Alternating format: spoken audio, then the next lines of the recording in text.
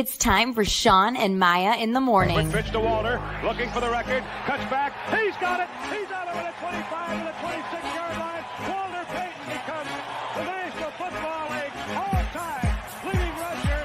Jordan, open, Chicago with the lead. The Chicago Bulls have won their 6th NBA championship. Chicago has won the Stanley Cup. Palmero over the head of Jenks. Uribe charges, throws, out! And the White Sox have won the World Series. A little bouncer slowly toward Bryant. He will glove it, throw to Rizzo. It's in time, and the Chicago Cubs win the World Series.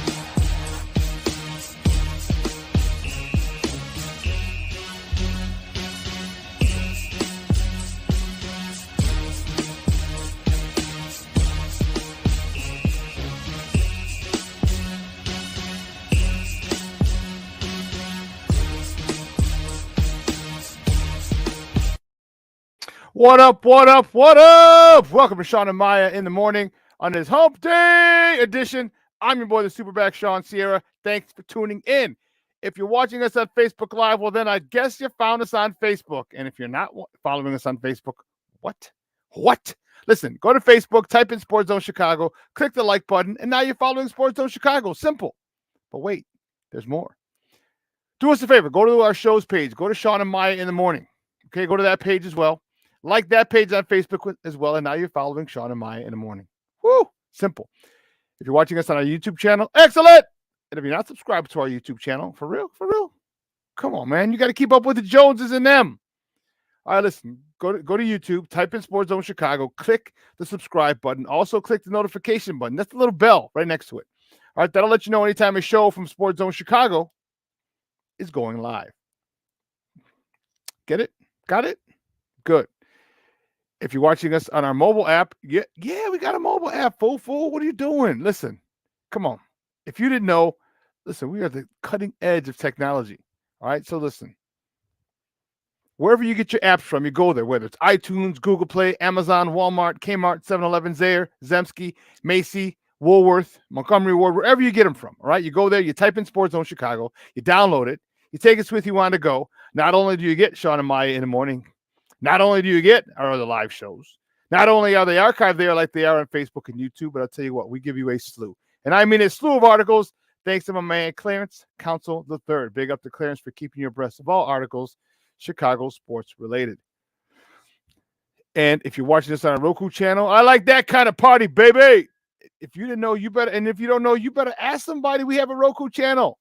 Come on, man. Sports Zone Chicago is now on Roku. Well, it's not now. It's been on Roku for over a year. What you doing?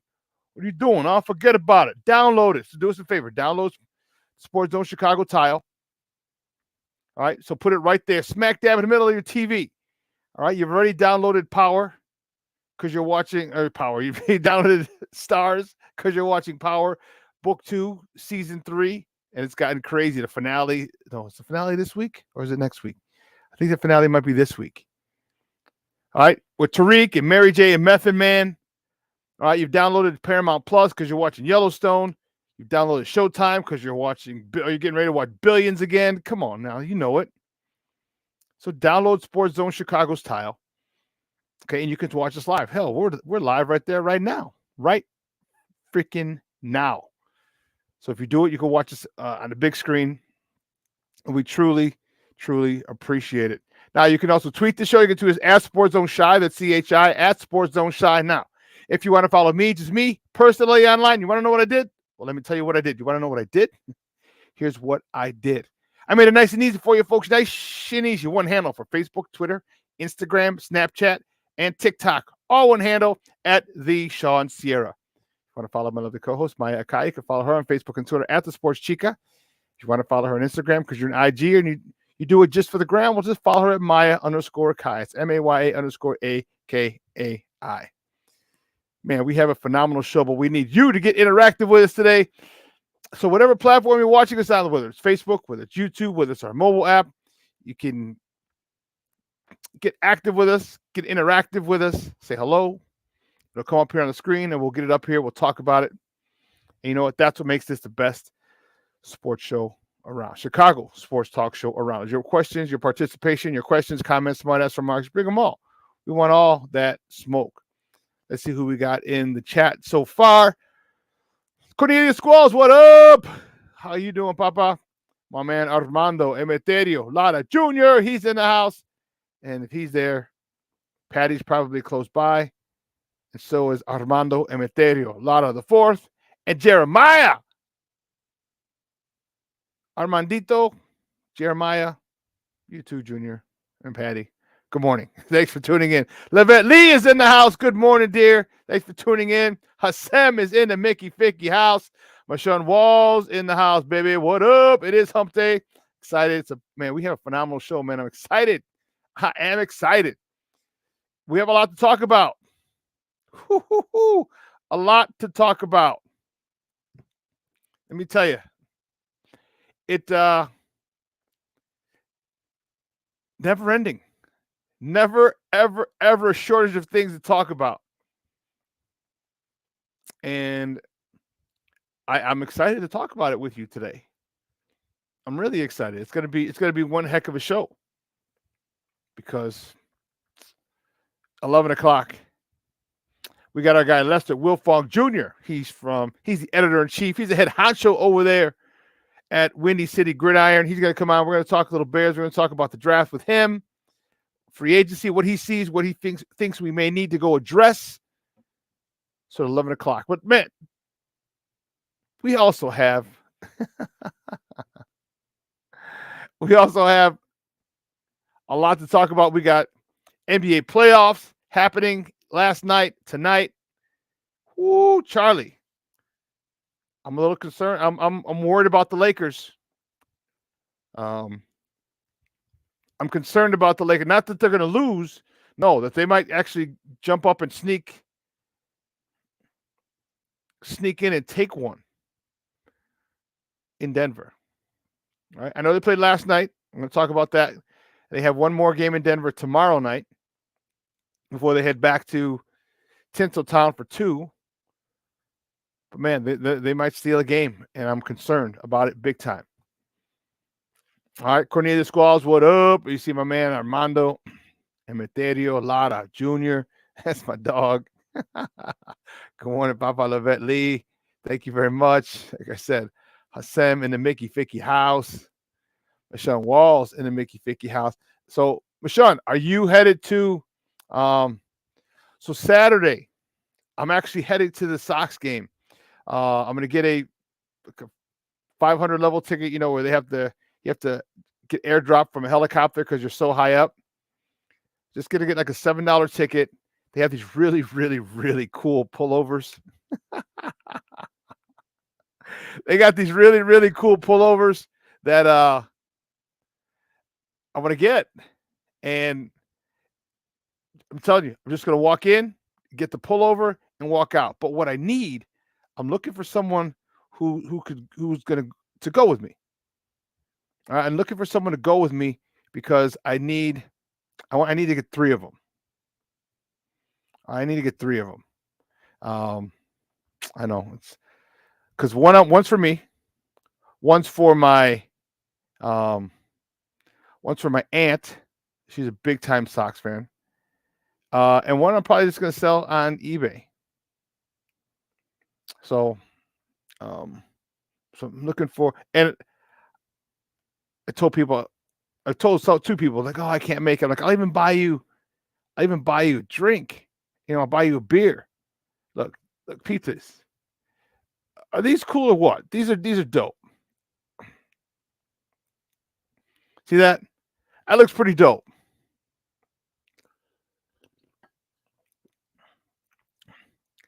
See that? May 20th, Saturday. First 20,000 fans. And the lines are going to be long. I know this because, I've been to Sox games where they have pretty good giveaways. And then this past weekend, they had the Eloy Jimenez, Hi Mom, the talking bobblehead. One of my boys, he was at the game for the he's a big Sox fan, but he was there he wanted to get the bobblehead. He got there early. And he said the lines were long. And I've seen them. I've been in lines like that. I've been there. So I need 2 other people to go with me. So my search is on for someone. I said, hell, I'll even buy him some drinks at Cork and Carries in the park. Or Turtles. We're going to watch some of the game there and then head out. Man, I don't even care. But, yeah, that's going to be cool. That's so they're going to get a little – they're going to get some of my money, but the cheapest amount for a ticket that you can get, because I'm definitely not giving them all kinds of crazy money. You know how I feel about that organization. And I love my White Sox. I do. So, but anyway. So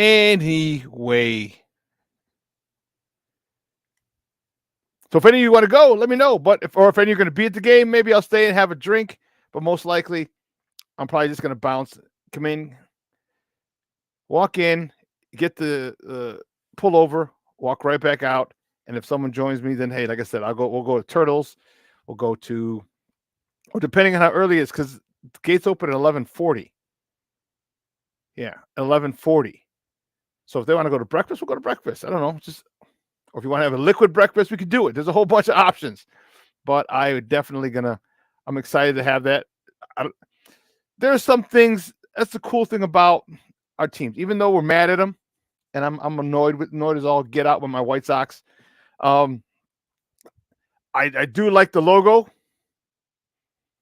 I'm a big fan of the logo.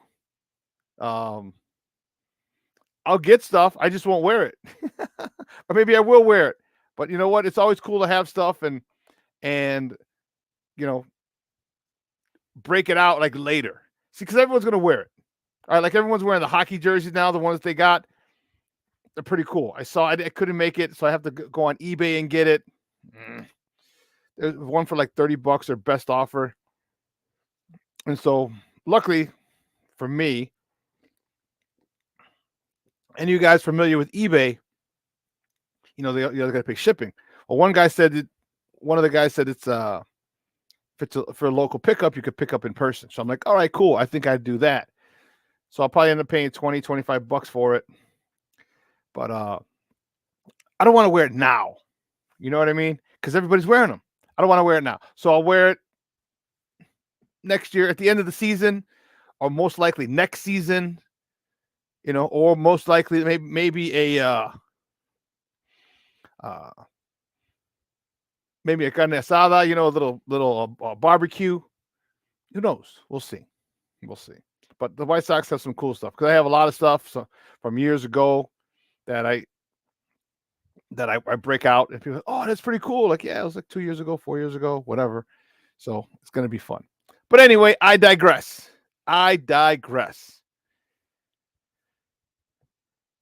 As I said, my man Lester Wilfong coming on at 11 o'clock.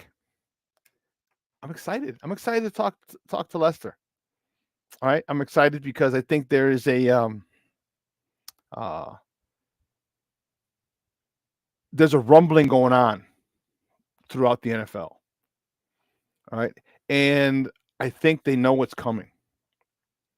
I think the NFL and I think NFL teams know what's coming. And you can say I'm just being a homer, and that's fine. Okay. It's not that I'm being, and truth be told, it's not that I'm being a homer. It's my experience in the sport, watching Ryan Poles construct his team, watching the quarterback that he has, watching the weapons that he was given, knowing the time that they now have to work together even before OTAs and mini camp and the preseason and the regular season is being done the right way. All right. See, I couldn't have predicted this for Philly last year, because I'm not a Philly guy. I don't live in Philly. I'm not from Philly. I don't care about Philly. Okay. Shout out to all my friends in Philly and in Pennsylvania. But you know what I mean? Like, Chicago's my hometown. Born and bred South Side. Okay. I love my teams. I follow all the teams, even the one on the north side, but I have to follow them for this. but as a baseball guy, I follow them anyway. So I know and I see how it's being built. And conversely, I see what's happening with the Bulls, what's happening with the White Sox. I see that as well. So you have to call me a homer as that for in those instances as well, because if I'm saying this just because these are my teams, well, I guess it has to be for good and for bad. Well, no, the Chicago Bears have not.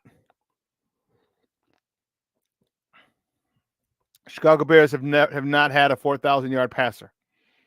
Well, they're a Jets fans, so you have to pardon them. They're those special people, you know. No, they haven't had one. Can't see that.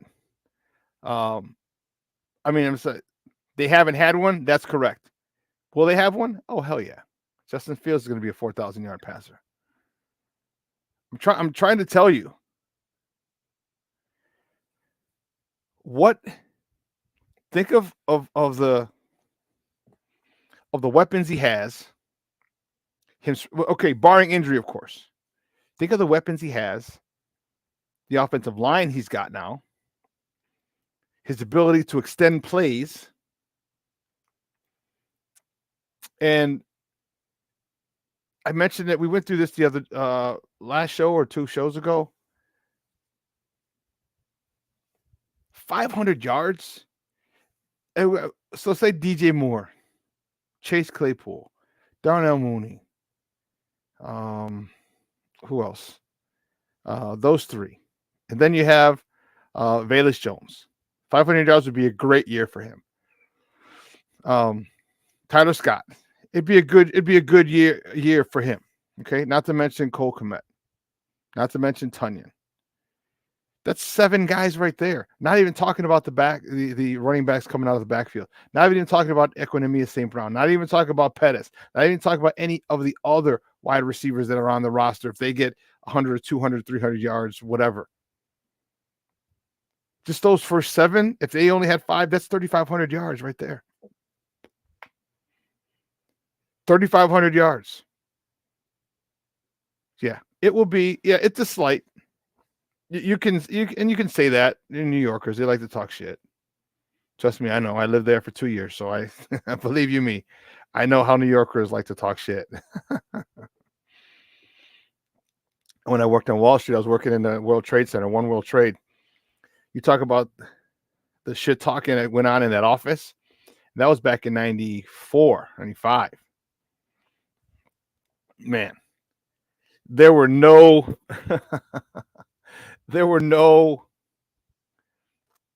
filters back then. There were no filters. There was one big office, one big room with a whole bunch of like long desks in there, and there were different desks. I said I was an adjustable rate mortgage broker, and just the craziness that goes on. So believe you me, I know how New Yorkers like to talk smack. Hassam, I think you're being very optimistic. I can see them going 13-4 this season. I don't know if I'd go that high. I'll put it this way: I wouldn't go that high, but I am giving them double digits.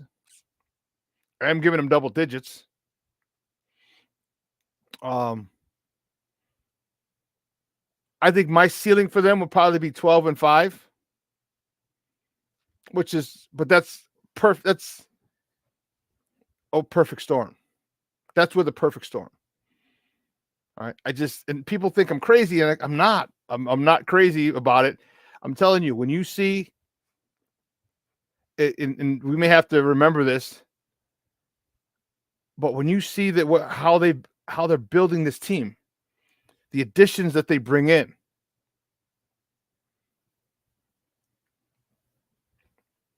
they're not bringing in just good football players. They're bringing in great people, guys who want to compete, guys who have a chip on their shoulder, guys who have something to prove, guys who are willing to be part of a championship team. See, a lot of guys want to be the star. They want to go and I want a star. I want this. I want that. I want this amount of numbers. I want this amount of yards. I want this amount of touchdowns. I want this.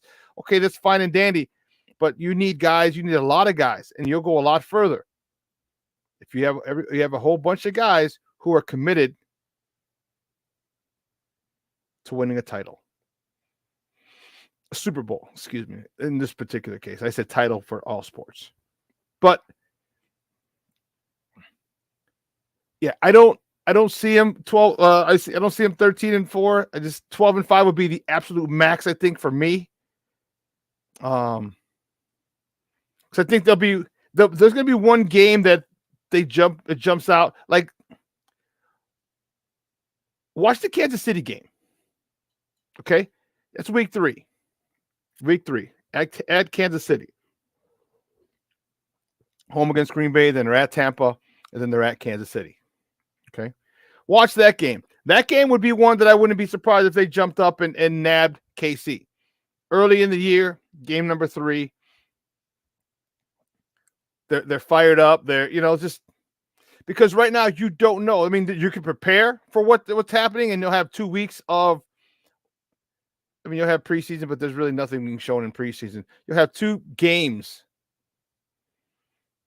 week 1 and week 2, that you're going to study and break down in addition to last year's games. But last year's games aren't going to give you much because there wasn't much of a passing attack.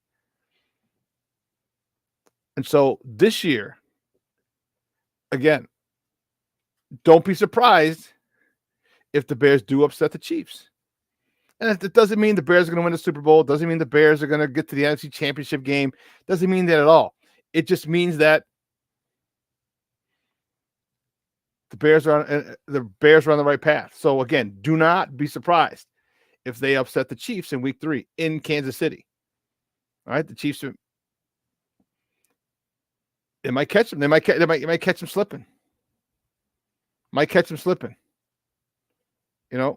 Cornelius says, I'm a Chicagoan. I root for Chicago, even the Blackhawks.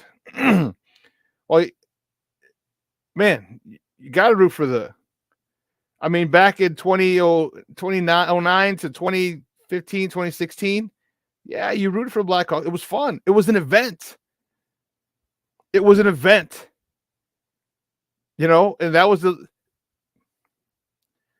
that was 2010. From 1998 to 2010. All right. We had one world title. And that was the White Sox in 2005. Okay. So we weren't having championship parades every summer. Okay. So from 2005 to 10, that's 5 years. So from 98 to 2005 is 7 years. 2005 to 10 is 5 years. And then from 2010 to 2015, you had 3. Man, Blackhawk mania was crazy. You didn't even have to be a hockey fan. You just had to root for Chicago. Root for Chicago. And that was Cornelius. That was a fun time. And you need guys on a team who have all the same goal, win the Super Bowl. You do. And here's the thing is like that you have to understand is they're bringing those types of people in.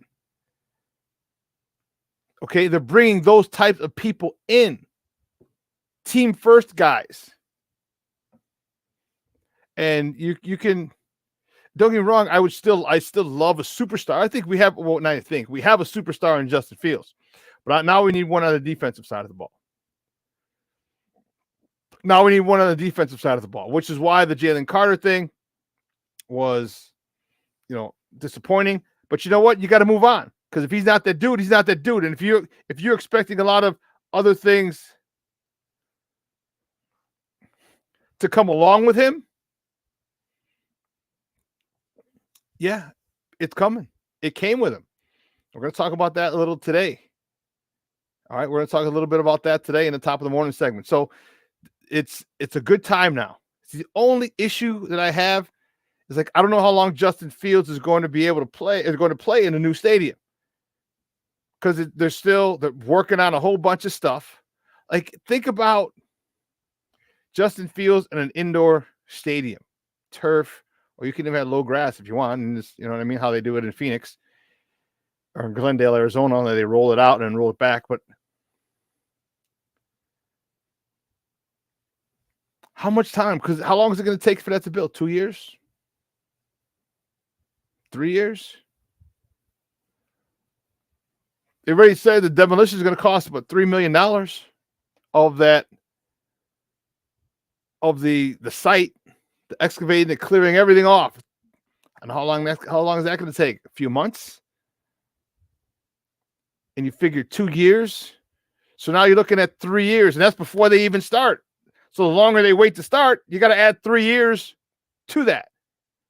Justin's in his third year now. So if it started today, which it's not, if it started today, you got 3 years from today, Justin's going to be in his 7th year. And how many years he plays, I don't know. So he'll get to play, 4 years, 5 years there, 6 years there, which is still good. Don't get me wrong.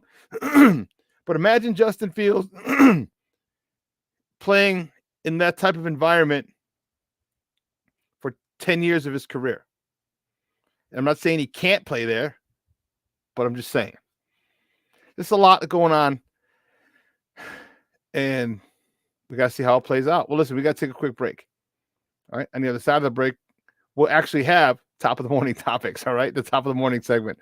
So don't go anywhere, folks. Keep it locked right here. Shawn and Maya in the morning on Sports Zone Chicago.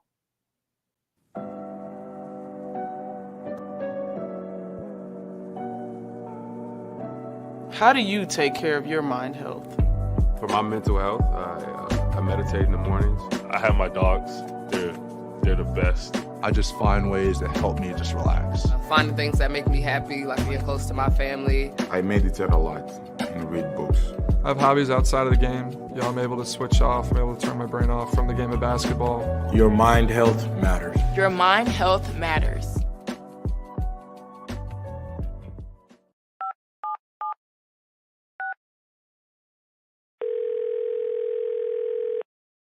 Yeah, hello. I'm really not sure if this is what you all do, but I really don't have anywhere else to turn.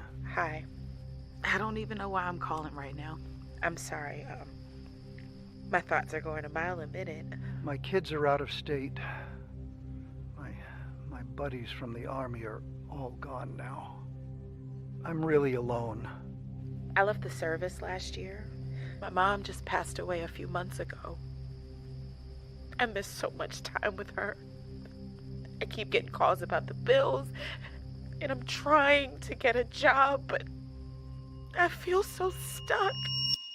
Okay, ma'am. I'm glad you called. Okay, sir. Let's stay on the line and walk through some things. Thanks. Okay. Thanks a lot. Thank you. Hey, it's your boy, the SuperBack, Shawn Sierra, and be sure to follow Sports Zone Chicago on all social media platforms, on Facebook, Instagram, and our Roku channel. You can find us at Sports Zone Chicago, and on Twitter, we are at Sports Zone Shy. Also, be sure to download our mobile app so you can take Sports Zone Chicago with you on the go.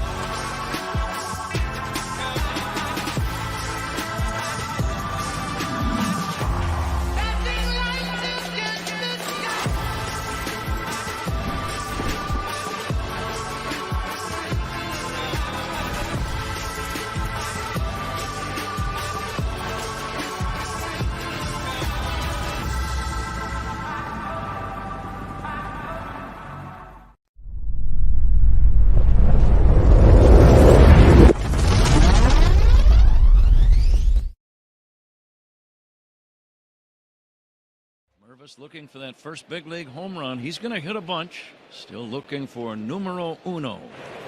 Mervis crushes one.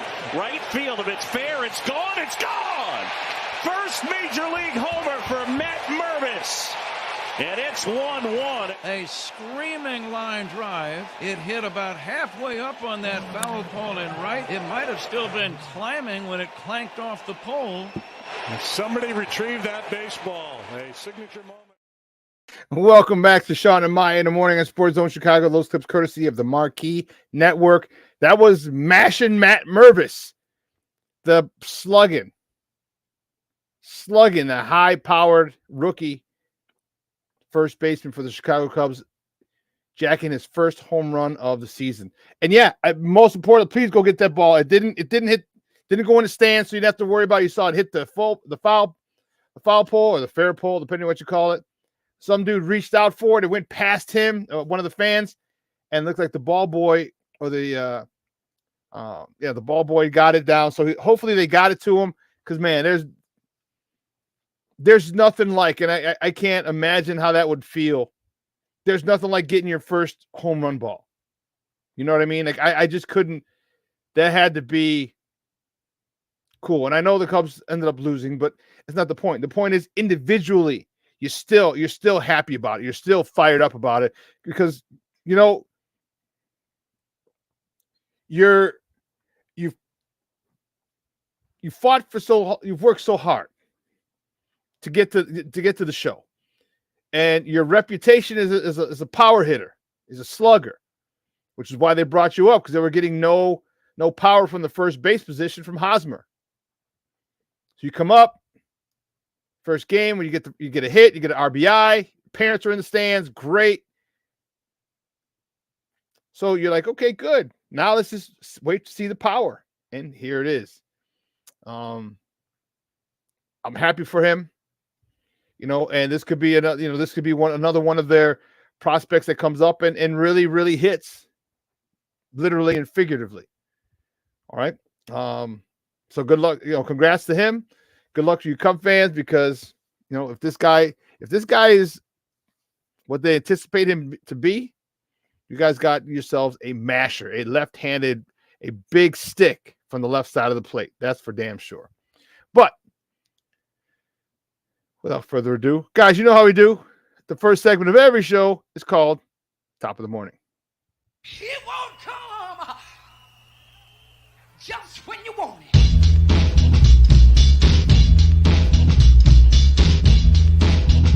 Top of the morning to you. Top of the morning to you. Top of the morning to you. The first top of the morning topics. We'll start with them. The Cubs. Cubs fall to the Houston Astros yesterday, 7-3. Justin Steele, he gets the loss.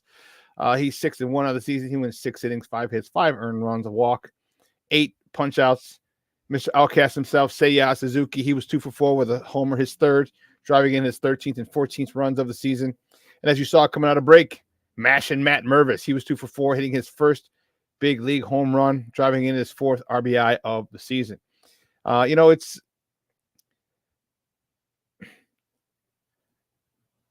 think this is unless the Cubs are playing somebody in our division, this is one of the only times I'll root for the Cubs. All right? This is how much I despise the Houston Astros. How much I despise them. Like I said, I wish someone could come up with a stronger word for hate, despise. Okay? I wish there was. Or maybe my vocabulary isn't extensive enough to come up with a word. Loathe. I don't know. Is there anything stronger than that? That's when I would root for the Cubs. Okay? Couldn't get it done yesterday. Astros are good, man. They're good. Let's keep it real. Let's keep it a buck, man. I'm not gonna lie. All right. And again, the reason my feelings toward them are what they are is that you didn't have to cheat. You didn't have to cheat to get to win. All right, you're good enough. And that whole thing, there was orchestrated, it was an organizational thing. it wasn't just. You mean the manager didn't know about it? The front office didn't know about it? Come on, man. Don't look me in the eye, piss on my shoes, and tell me it's raining. It's not going to happen. All right. But anyway, tough loss for the Cubs yesterday. So they're back at it today. All right, they're back at it today. 7-10. They round out the series. Can they get a split? We'll see. We will see. I'm sorry. Can they win the series? We're going to find out. But moving on to the next top of the morning topic, the good guys, the White Sox, baby. The White Sox beat the Cleveland Guardians 8-3, 1-2-3. Last Lynn, he got the win. He needed it big time. He's 2-5 on the season. He went 7+, 7 hits, 3 runs, 1 earned, 7 punch outs. A lot of sevens there for him, huh? Okay. 7 innings, 7 hits, 7 strikeouts. Okay. Jake Goody Burger. I'm coming up with nicknames for him. Freddy's on 35th or 31st. You're gonna have to pay me. Is the Goody Burger or the Burger? Well, you need another burger for this son of a gun. He was 2 for 4 yesterday, hitting his 9th home run of the season, driving in his 17th and 18th runs of the year. Gavin Sheets with a monstrous home run, his 5th of the season, driving in his 13th, 14th, and 15th RBI of the season.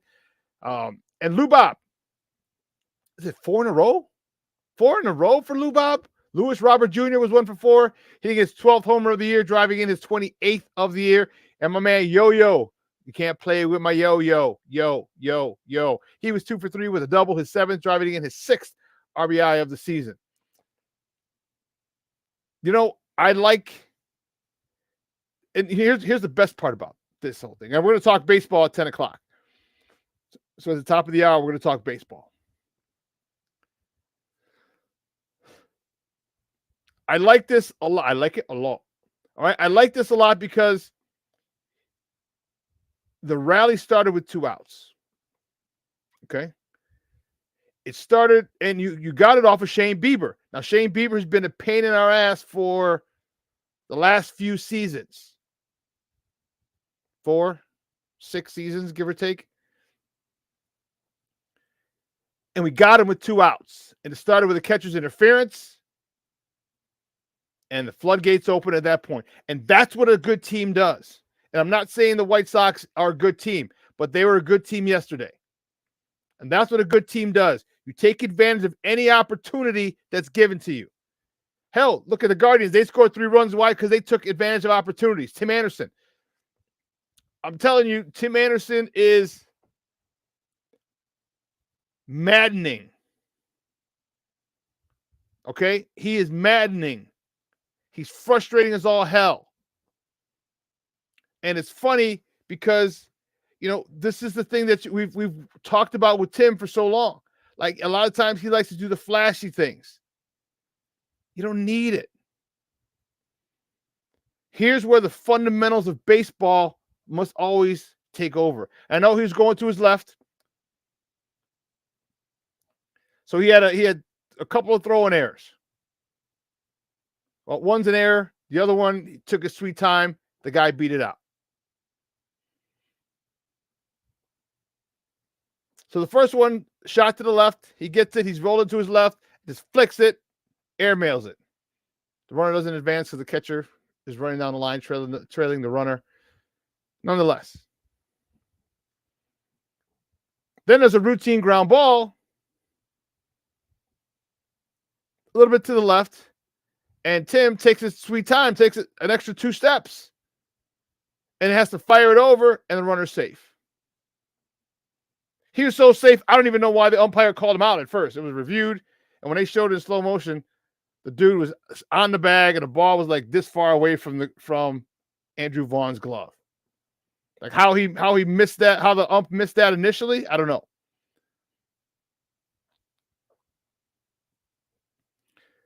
But this is the thing that's been bugging us Sox fans all year, or not all year, most of Tim's career.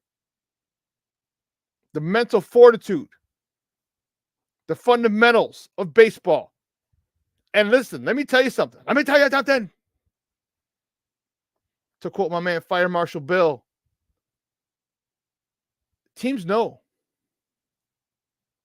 Teams know. Why do you think everybody runs it out when on ground balls to shortstop? It's not just because everyone's committed to the fundamentals of baseball. They know Tim Anderson, there's a good chance that Tim Anderson might airmail it. They know that is a possibility. And they know that could be the opening that they need to start a big inning. It's in the scouting report. Trust me. Ground ball to short, you better run. Put pressure on the defense. And it could open the floodgates for us. But you got to run when you hit it to short. Trust me, it's in there. It's in scouting reports. Because Tim Anderson doesn't do what he's supposed to do. I don't get it. That is mental. Okay? The first one where he's going to the left, that was physical, but you had time. He had plenty of time to set his feet instead of just throwing on the run. He's going to the left. He's running. He's keeps gliding to the left and just flicks it. He's done it a million times, but there was no threat on the coming out of the box. There wasn't. So you could have gone to the left, got your feet set, turn, put a little mustard on it, get the runner easily. So that led to the second play where he didn't do that. So he airmailed the first one. So what does he do? The second one, he gets it. He takes an extra 2 steps and then tries to fire it over. Dude's hustling down the line. So the second time he overcompensated for the first time. And those little things will get you beat. That's why the Sox team is not a playoff team or a team that can go deep in the playoffs because of dumb shit like this. Because of stupid stuff like this, that is taught and reinforced in Little League. Oh well. This is what bugs me and bothers me about this team. Is their lack of commitment, lack of fundamentals. And I wonder what Pedro Grifol has to say about it. To him, wonder what was said. But I digress. We're going to talk more baseball at the top of the hour. Moving on to the next top of the morning topics. NBA playoff, the Western Conference Finals yesterday. The Denver Nuggets beat the Los Angeles Lakers 132-126 in game 1. And they lead the series 1-0. Best out of 7. The Joker, Nikola Jokic, he scores 30. He had a triple-double, 34 points, 21 boards, 14 assists. How he had a triple-double at the end of the third quarter.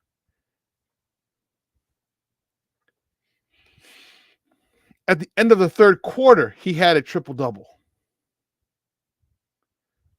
You know, you look at this guy and you're like, wow. Because it's amazing what this guy, at the end of the third quarter, he had 31 points, 19 boards, okay, and 12 assists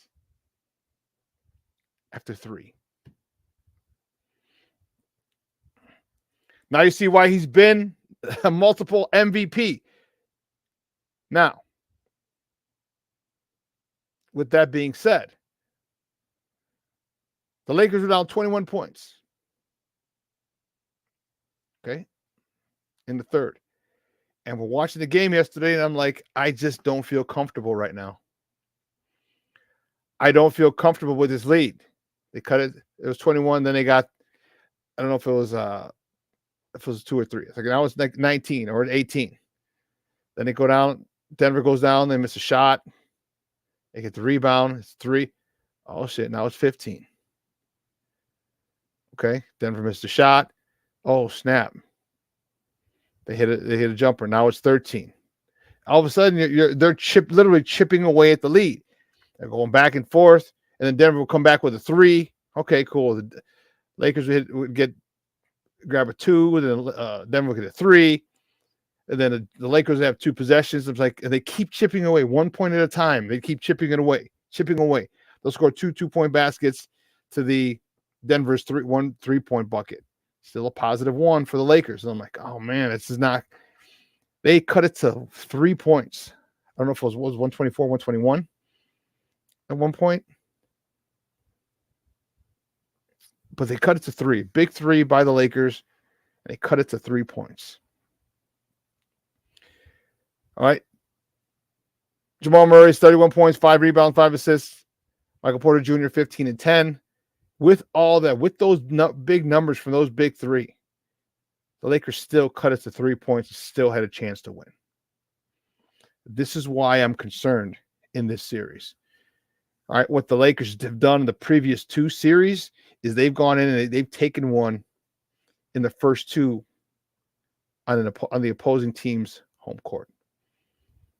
So they have the opportunity to do that tomorrow. Go back to LA and hold court. That's their MO. Believe you me, I am all Denver. I want Denver. I don't want LeBron. I don't want him to get his 5th. And I just don't. I'm not a fan of his. Don't get me wrong. I respect the hell of his game, out of his talent. He's one of the best players to ever play this game. Okay, one of the best. What he's done is remarkable, but I'm not a fan. I'm not a fan. I don't want him to win. I won't root against him. I'll just root for the other team. I don't wish for him to lose. I just want the other team to win. But his talent, undeniable. The fact that he's won everywhere he's gone, undeniable. The fact that he's a phenomenal human being for all the things he does off the court and being an advocate for social justice on and off the court, undeniable. It's a good dude. Good dude. For me, I guess the biggest reason is I don't like the fact that basketball players are actually running. So now there's no need for a general manager. He goes, I want this guy, I want this guy, I want this guy. And again, this could be part of a continuation of Get Off My Lawn from Monday. It could be. But no. Nope.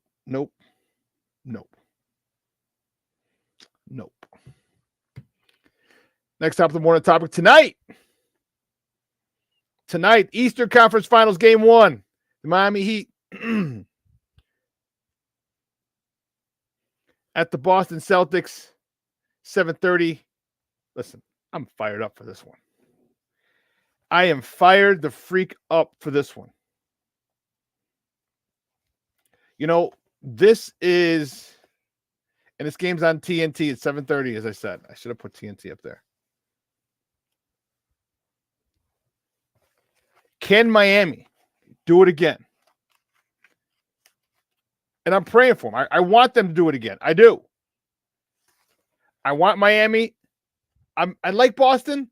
I just want Miami. I like Jimmy G. Jimmy G buckets, and the G stands for gets.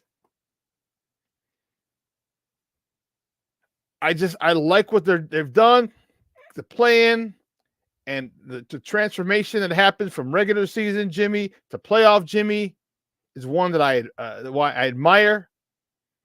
If you can go in one more series and take it to the NBA Finals, man, oh man, oh man. And it's not even about trying to get to be superstar status. Jimmy is a superstar. To me, I love the style of play. I love the physicality that the Miami Heat play with. But Boston's a really good team. Look, you're not going to get to the Eastern Conference Finals if you're not a good team. What I think they need to do is to be a little more balanced.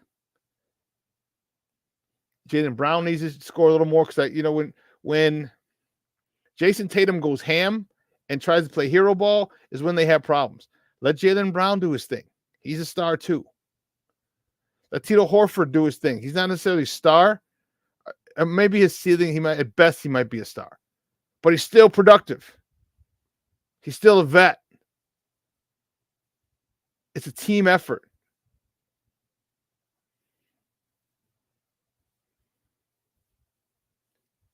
Because I'll tell you what, Miami plays team effort. Miami plays big time team basketball. Big time. Big time. They're on the floor. And here's one other thing. And I'll talk basketball at the 10:30 segment. But Max Strauss is a free agent at the end of the year. If you don't know who Max Strauss is, he's the guy who destroyed us in the final play-in game for the Miami Heat. He's also a DePaul alumnus. He's also with the Bulls in the G League. Tore his ACL. They watched him rehab and then didn't offer him a contract afterwards. So is this one guy, and he's a dead-eye three-point shooter. That's his thing. It's 3-and-D. That's his thing. Did you go after him?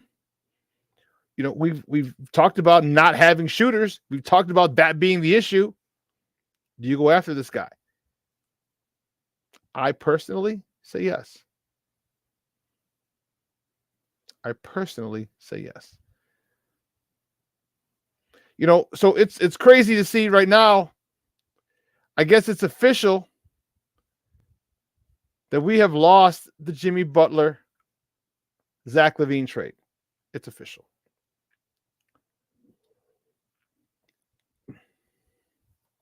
It's official. Okay? It is officially official.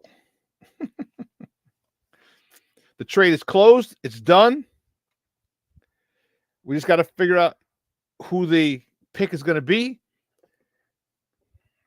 Oh, sorry. The Vucevic trade is closed. They just got to draft at number 11, Orlando. But the Jimmy Butler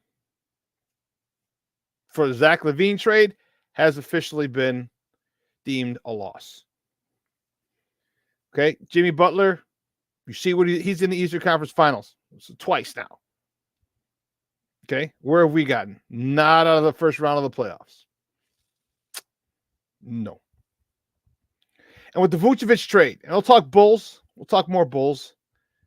I think we're doing that at 10:30. Is that what I said? Basketball, Bulls, and basketball. Yeah. The Vooch trade is a loss for us. I don't even know if we re-sign him if it's a win.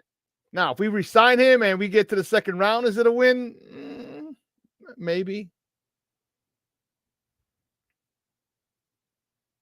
Maybe.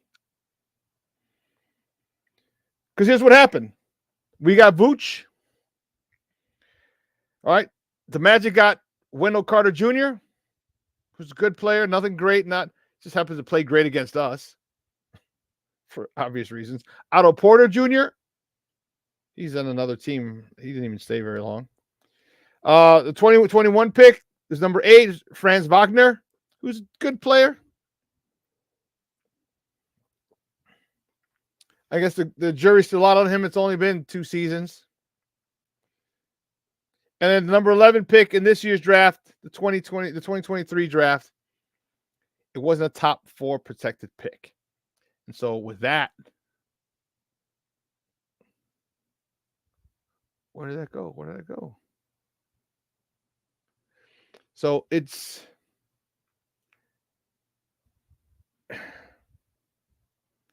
the Vooch trade is officially done. We lose. And you can't help. Right? You can't help. Here he is. Yeah. With that trade, like you think about it, you're like, what are they doing? What are they doing? But at the time, they're swinging for the fences. You got here. The Bulls are in this predicament. Okay. The NBA, the next top of the morning topic is the NBA draft lottery was held in Chicago yesterday. And the Bulls will not. They did not receive a top 4 pick because their pick was top 4 protected. So if it fell in the lottery, if it fell in the top 4, the Bulls would keep their pick. If it's 5 through any of the rest of the lottery, then that pick goes to Orlando. Well, it was at number 11. So Orlando has 2 first-round picks. And the Bulls have traded their second-round pick this year, so they don't have a pick in the draft. Oh, and by the way, they traded their 2024 and 2025 second-round picks as well. So they have no second-round picks for these next 3 upcoming drafts.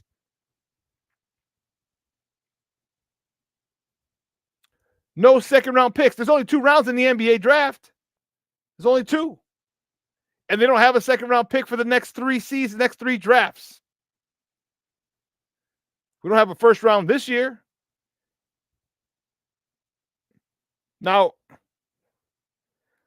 we're going to talk a little more at the 10:30 segment about talking basketball. Talking about what a unenviable position the Bulls are in right now. With their lack of draft capital, the fact that they still owe somebody some draft capital, free agents, Bulls are in a bad, bad spot. Bulls are in a very, very, very bad spot. And I don't know how they're going to get out of this. Arturas Karnisovas was visibly frustrated yesterday when the Bulls didn't get the top pick or get in the top 4, because he would have had a top 4 pick, and it would have made a whole lot of difference. But they didn't. This Bulls team is in hell right now. In hell. We're going to talk more Bulls along with NBA at 10:30 at the bottom of the hour, because we got to take a quick break. On the other side of the break, we got some baseball. Did I say baseball talk? Yeah, we got some baseball talk. Let me look at. I don't remember if it was baseball or basketball. Baseball talk. So don't go anywhere, folks. Keep it locked right here. Shawn and Maya in the morning on Sports Zone Chicago.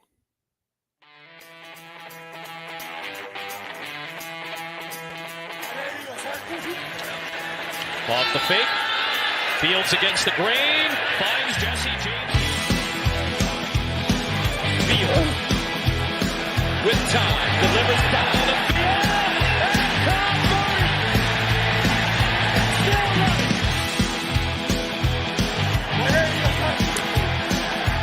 Fake one way. Fields stumbling. Trying to cut it back. Justin Fields making magic happen. There goes Fields. Touchdown.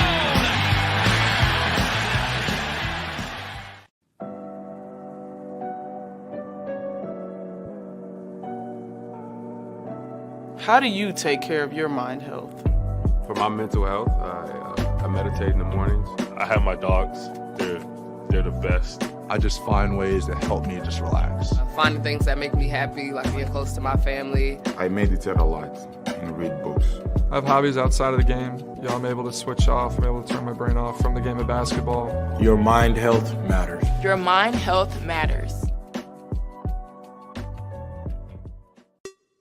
Hey, it's your boy, the SuperBack, Shawn Sierra, and be sure to follow Sports Zone Chicago on all social media platforms, on Facebook, Instagram, and our Roku channel. You can find us at Sports Zone Chicago, and on Twitter, we are at Sports Zone Shy. Also, be sure to download our mobile app so you can take Sports Zone Chicago with you on the go.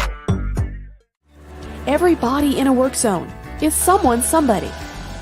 This is my mom. She works for KDOT. This is my dad. This is my mom. This is my daddy. This is my sister. This is my daddy. This is my son, Scott. He was killed while working in a highway work zone. When you drive through a work zone, drive like a life depends on it. Because it does. Order up. Thank you. When I want to give up, I try to focus on getting to the next minute, then the next hour, and the next day. It might not seem like it right now, but there are people out there like me who want to listen and support you for the long haul. And I found someone to talk to. Someone who listened. You are not alone.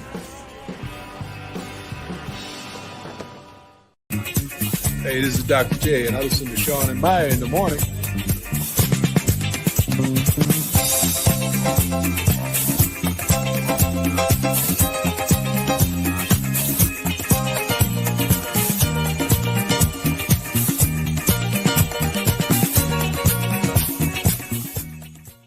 Davis misses, Jokic the rebound.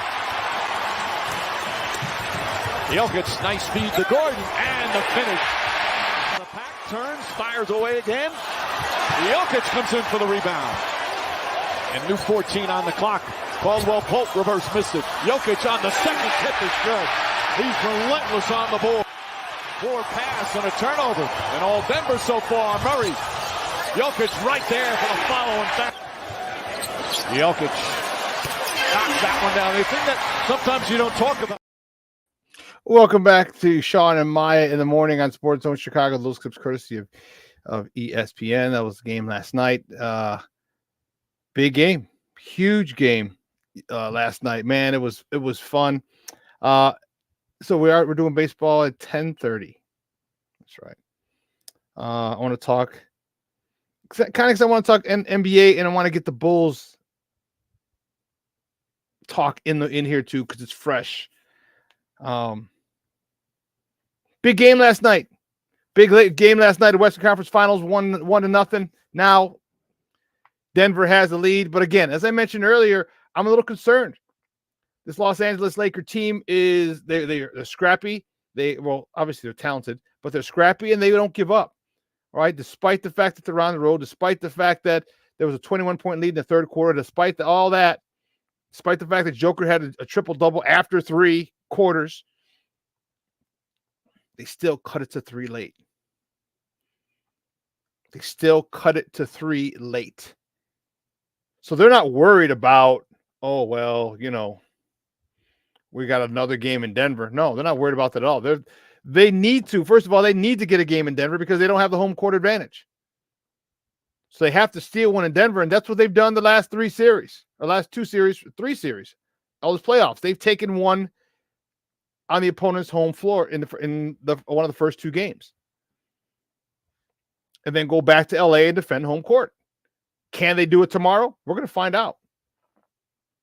But they got a greatest shot as anybody because you know what? The way Anthony Davis has been playing, the way LeBron has been playing, and then the way that the role players have been playing. All right, that's the key.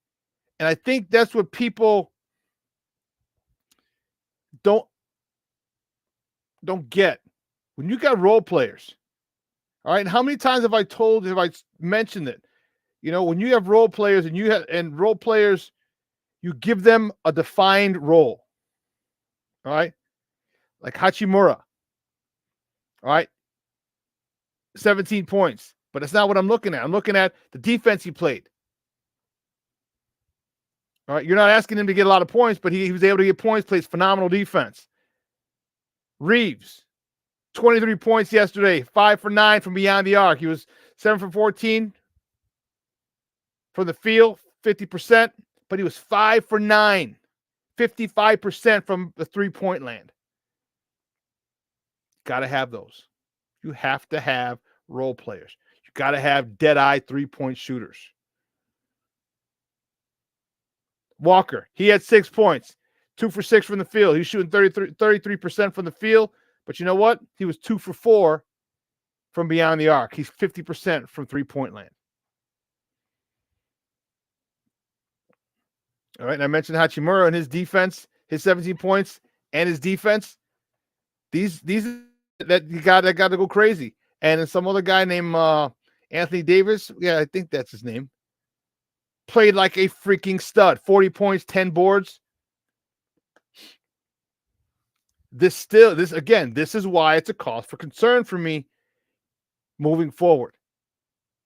All I'm going to ask is this. If the Lakers win, let's just be honest.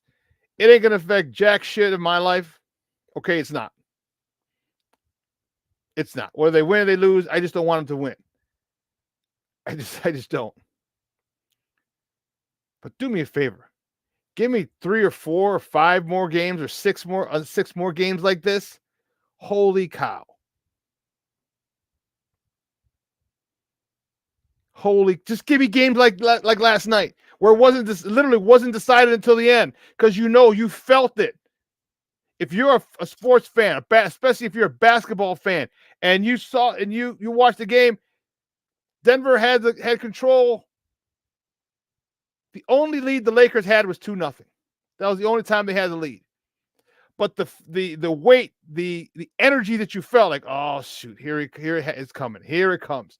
It's coming again. Watch out. And when they cut it to 3, you were like, oh man, you could see it. You could expect it. You're like, oh man, LeBron James is going to do his thing again. And then not only what they did here, but what they did yesterday is going to benefit them big time tomorrow.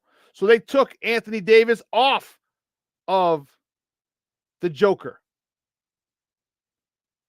They took him off the Joker. All right. And was it Hachimura, Vanderbilt? I don't remember. I'm trying to think of who they put on him.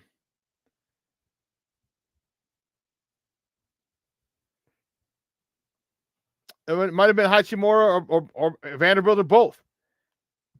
And what happened is they took him off the Joker, so he didn't have to play defense. So he was able to roam free toward the end of the game. Like, aha.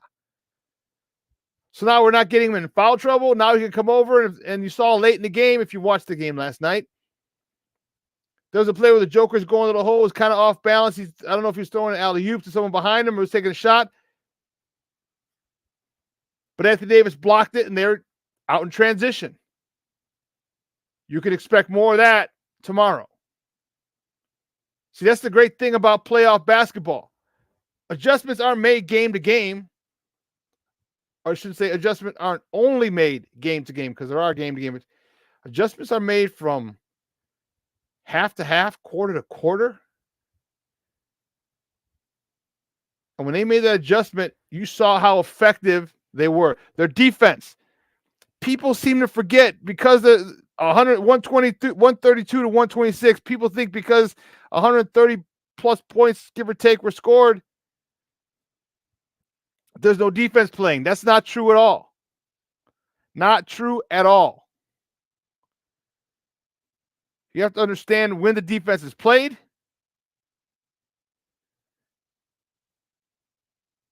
You look at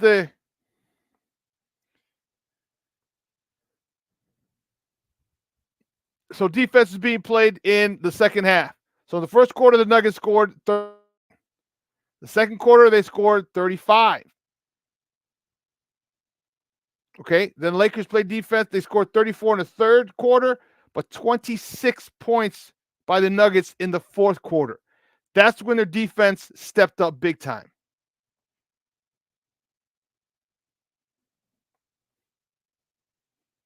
That's when the defense stepped up big time. And you noticed that they took the ball out of Joker's hands. The Denver offense wasn't as fluid. It wasn't as efficient. And then the Lakers, 25 points in the first, 29 in the second, 38 in the third, 34 in the fourth.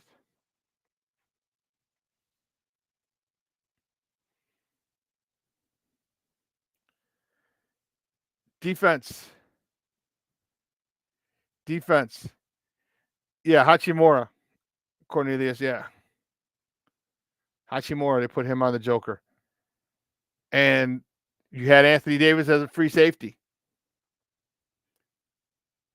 I love it. These are the things that I love. Why I love playoff basketball. All right, because you got to make decisions. Okay, let's try this. Let's try this. All right, and then if it works, great. If it doesn't, you better try something else. And they found something. So now you can almost rest assured if they're going to put him on, as soon as they bring him in, he might have more tick. Hachimura. He might. And that's something you have to navigate as the game goes on. But real quick, before we go to the Eastern Conference Finals, we're going to talk about that one. There was this is really not bothersome. It's part of the game.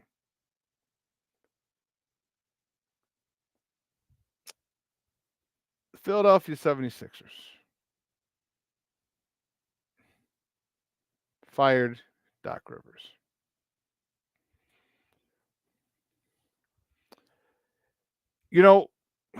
Doc is getting a lot of flack.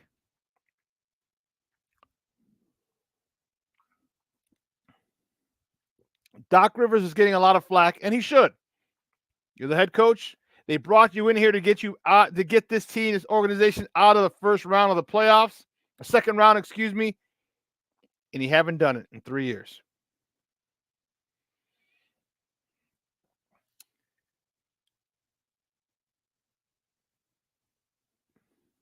I'm thinking, at some point in time,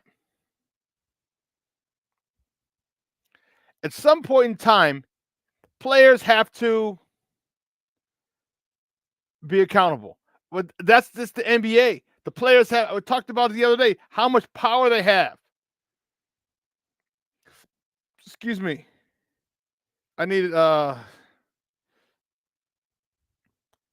Sixers in the Heat box score. Look at this box score. Now,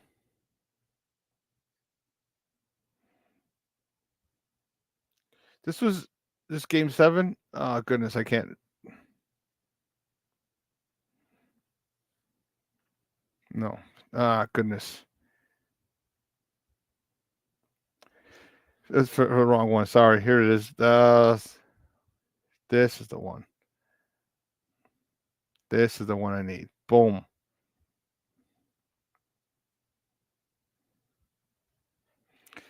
Game 7. Okay. And this is after, right before, the day before he was fired, there's an article that James Harden says he might not come back if Doc Rivers is the head coach. But here's what James Harden does, game 7. 4 for 9 from the field. 3 for 7 from beyond the arc. 11 points. 11 points, James Harden. 11 points. Listen, you're one of the big superstars. You can't put that shit on Doc. What's up, Doc? Can we rock? You can't put this on Doc. James Harden, you played like crap. 11 points, 4 boards, 9 assists. They don't need all that. They need 20-plus points for you in Game 7. They need 20-plus points from you in Game 7. Period. End of story. And when you don't play, if your players don't play, you're not a good coach. If your players fail to show up, you're not a good coach. What makes coaches great? They win. Why? Because they have great players. And you thought you had great players in the MVP and Embiid. Embiid had 20 points, 12 boards. Okay. Maxey had 20 points as well. Tobias Harris had 14 and 8. James Harden, 11 and 4. 11 points, 4 rebounds, 9 assists. Okay, great.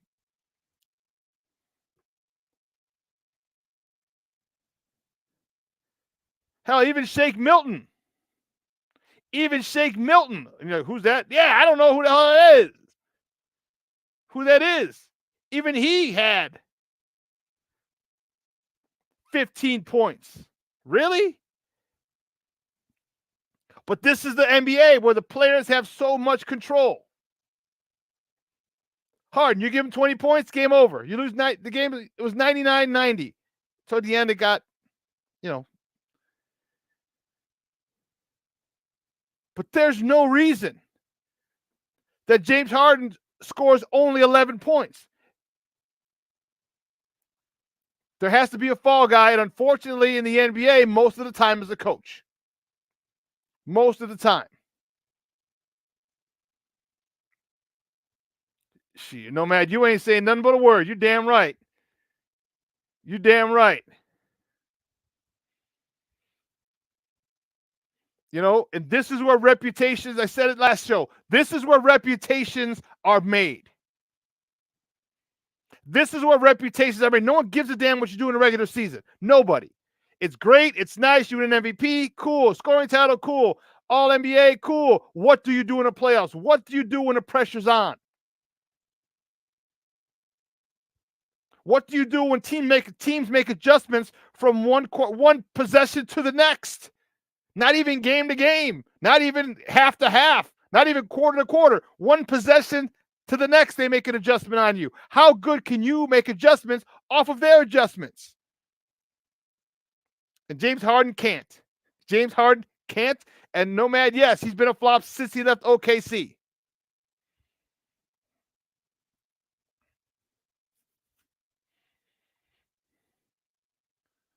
So it sucks for Doc that your star player only gets 11 points in the game 7. What does Stacey King always tell us? Big-time players make big-time plays in big-time games. It don't get much bigger than game 7. There are only 2 more important games in the game he played in. Game 7 of the conference finals and game 7 of the NBA finals. Those are the only 2 more important games than the game 7 that James Harden just played. There's only 2 more scenarios that game would be more important than the game he played. And you can't show up? You can't show up? Come on, man. I feel for Doc. And Doc knew it. Doc knew it at the end of the game, and when they questioned him, and he said, "Hey, we're all in jeopardy of lose, in this business." He knew it. He knew it.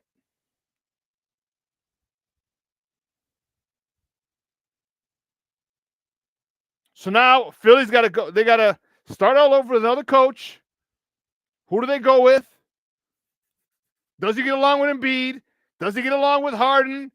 And not even does he get along with Harden. Does Harden have a little bitch fit and then all of a sudden not like him later in the season because he disciplined him or he made an example of him or he benched him when Harden didn't feel he needed to be benched? You got to worry about those little sissified attitudes that these athletes have nowadays. You can't truly coach anymore.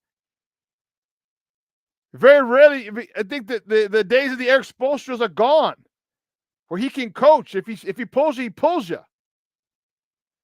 And you're not going to go complain to Pat Riley because Pat Riley ain't going to hear it. He's like, sit your ass down. That's my coach. I picked him. And if he feels that you need to get benched, sit your ass on the bench and think about it.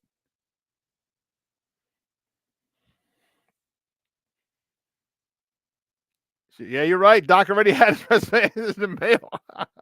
And you know what? And maybe it's exactly what Doc wanted, because you know what you can get. Anyone who's been a coach, you know what the maximum effort is from what you can get from a team, from a player. And if you know that this guy, who is a league MVP, stud in the regular season, chokes in the playoffs, doesn't show up in the playoffs, you know I'm not going to be able to go anywhere with this guy.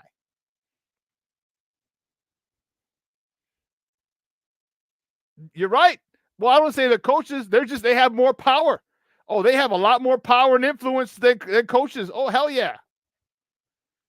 Oh, hell yeah. Vaughn, thanks for tuning in, Papa.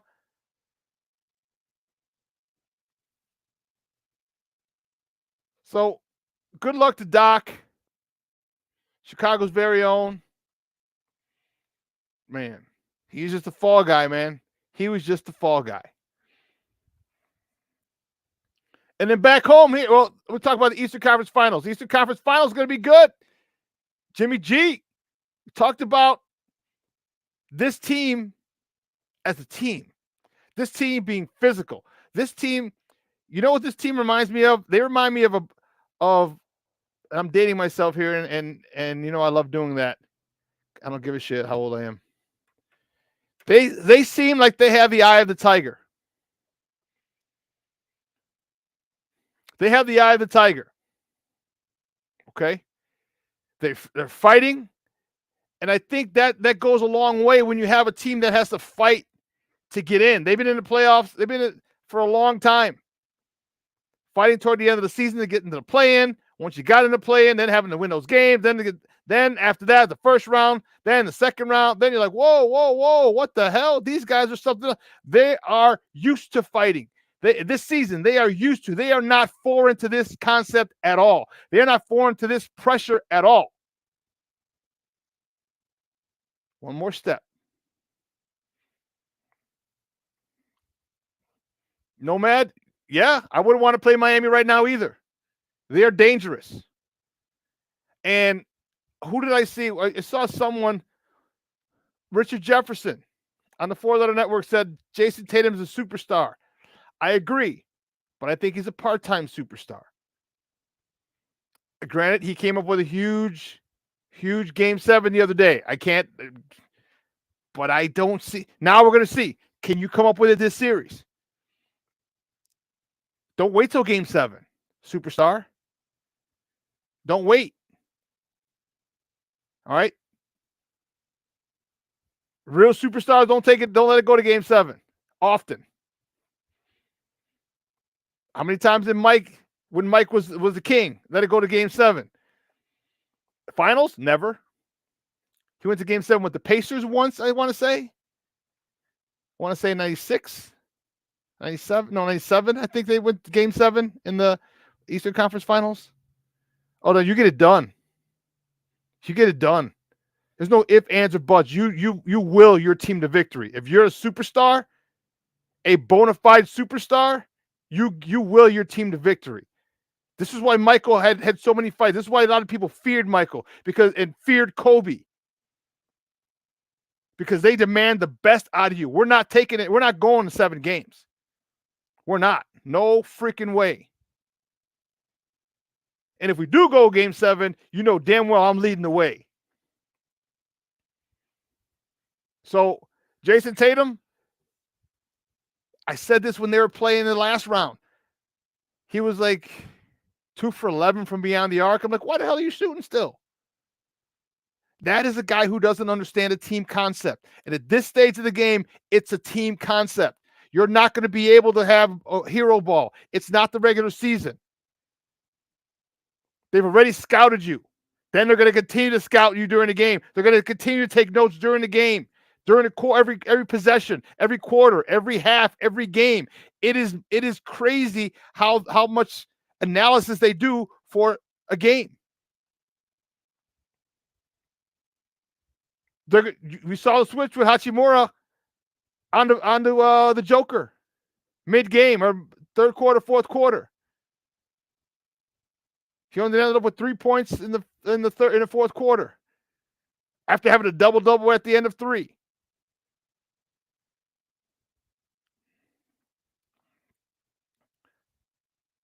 Listen, yeah, but Vaughn, Denver, they still got cut to 3 yesterday, and now that's what concerned me. So now imagine if Hachimura is on him all game. And Anthony Davis could play rim protector the whole game. That's that's what worries me, because that's what's going to happen moving forward.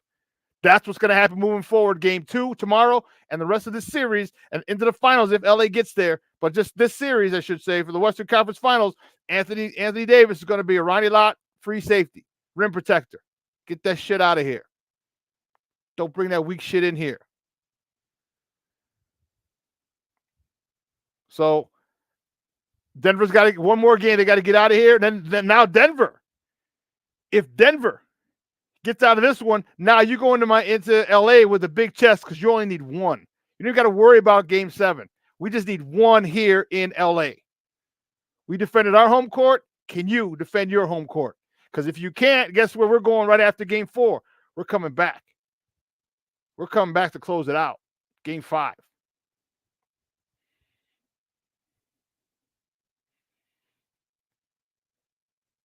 What you're saying is this is my sentiment exactly when I talked about it the other day. Where's the love for Eric Spoelstra? Where is the love for Eric Spoelstra as one of the best coaches in the NBA, if not the best coach in the NBA? Hell, not kind of. That's extremely impressive. Extremely impressive.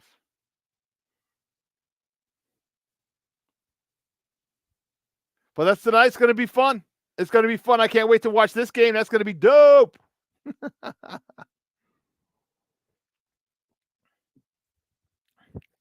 Playoff basketball is the best. You know, it's fun to watch the regular season. It's cool.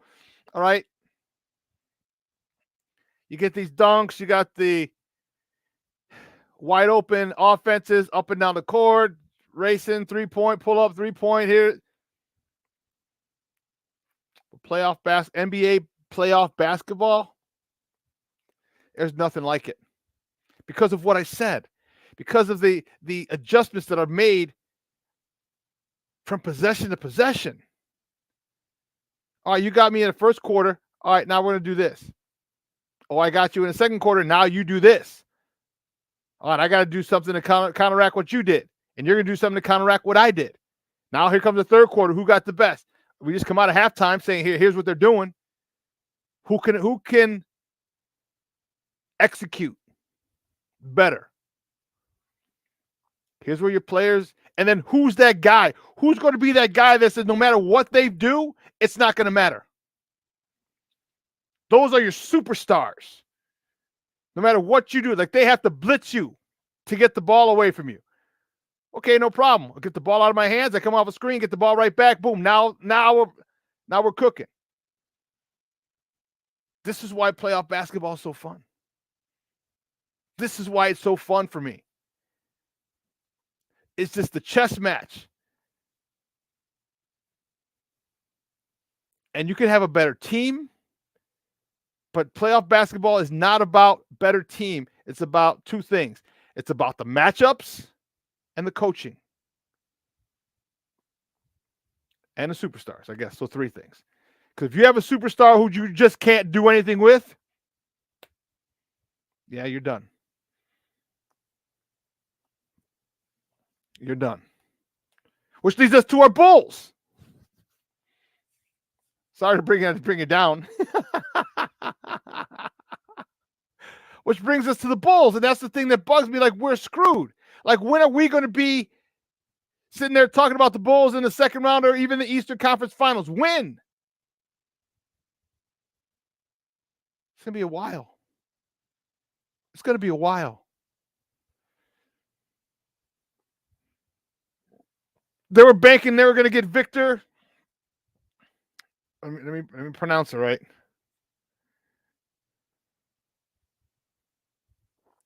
Shoot. Okay. I'm trying to find it. I knew I wrote it down. But Victor, shit.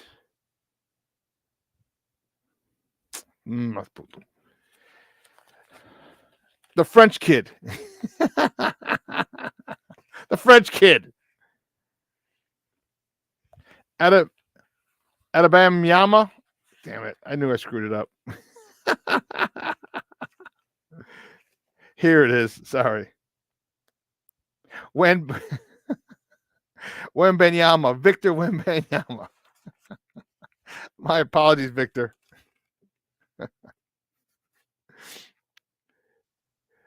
If the Bulls would have got him, because I still think it's rigged. I think it's all rigged. Trust me, I do. So now San Antonio won the draft. Now they got for the third time in their career, they won the lottery and are getting a big man. Was it 97, 98 or 87, excuse me, for the Admiral. 97 for Tim Duncan. And now you get this guy? Come on, man. The Bulls are 1.7% chance to get Derrick Rose back in 07, 08. Come on, man. Don't give me that. And then we just had the lottery in the back. Don't give me it. Trust me. All right, which accounting firm wants to have their name associated with this? You pay us the amount, we'll do it. Okay. You don't got to do shit. We'll just say, hey, through the legal eyes and the shut the hell up.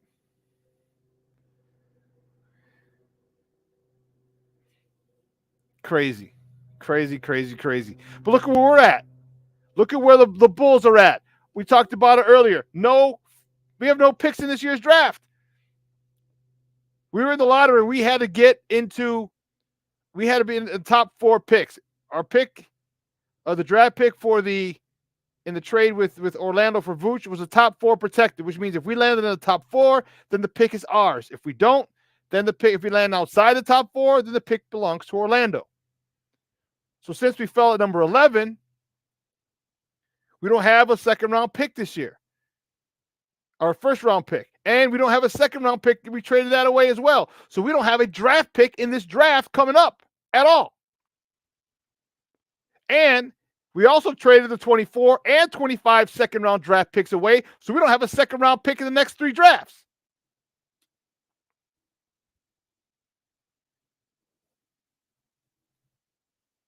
We have Portland's first-round pick, but it's top 14 protected. Top 14? That's pretty much saying the lottery. That starts at 24 that we can mess with it. But if Portland's in the so we don't have that. Oh, and by the way, we still owe San Antonio a number 1 pick for the DeRozan trade. And that's starting in 25. It's a top 10 protected pick. In 26 and 27, if it's executed then, it's a top 8 protected pick. So where the hell are we going to get players? Where the hell are we going to get players?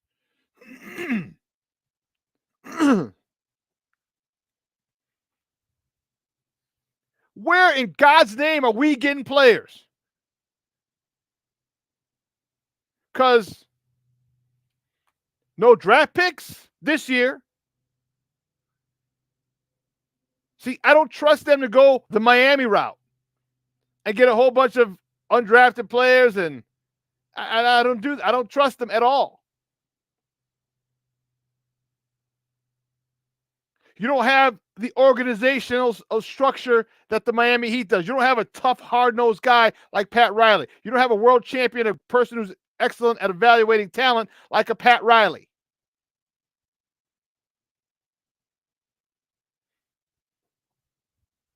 Oh, yeah, and by the way, there's some guy named Lonzo Ball who you have to deal with and figure out what his entire situation. Who still got 2 years left on his deal.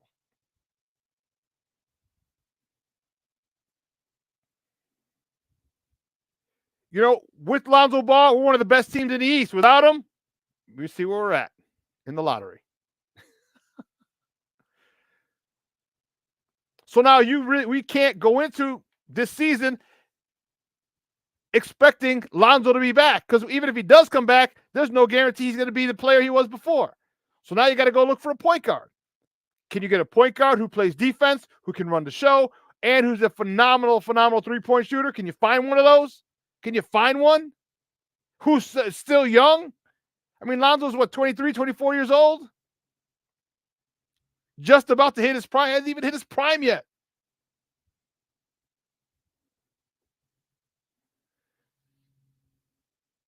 Well, Vaughn, they just extended him. They just extended Billy. Oh, I'd love Mark Jackson. Hell, I'd love Doc Rivers here. But don't forget, they secretly extended Billy Donovan. So I hate to say it, he ain't going nowhere. He ain't going nowhere because, trust me, the Bulls hated it. They hate paying 2 coaches at one time. Because in case you guys don't know, and I know some do, but some people who are watching may not know, the coach's salaries are guaranteed. So if you get fired and you don't find work, they have to pay your contract is guaranteed. So you can sit out for a year. So like Doc Rivers, these next 2 contracts, Philly's paying him. Unless he gets a job next year. Then that team will pay him and Philly's off the hook.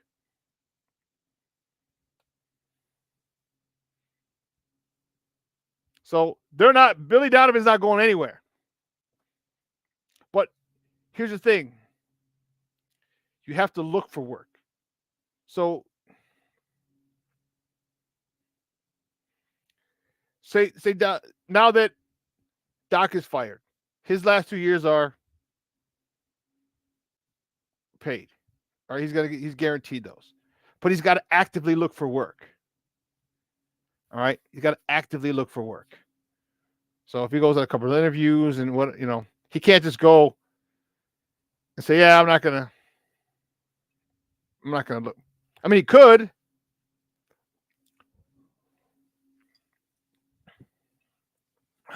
But we'll see. We'll see how it plays out. We'll see.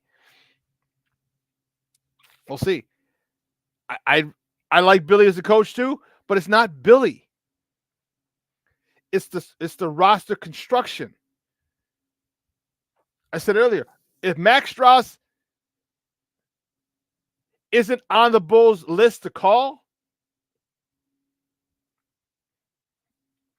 he's going to cost. He's going to cost. But that's okay. Pay him. Pay him.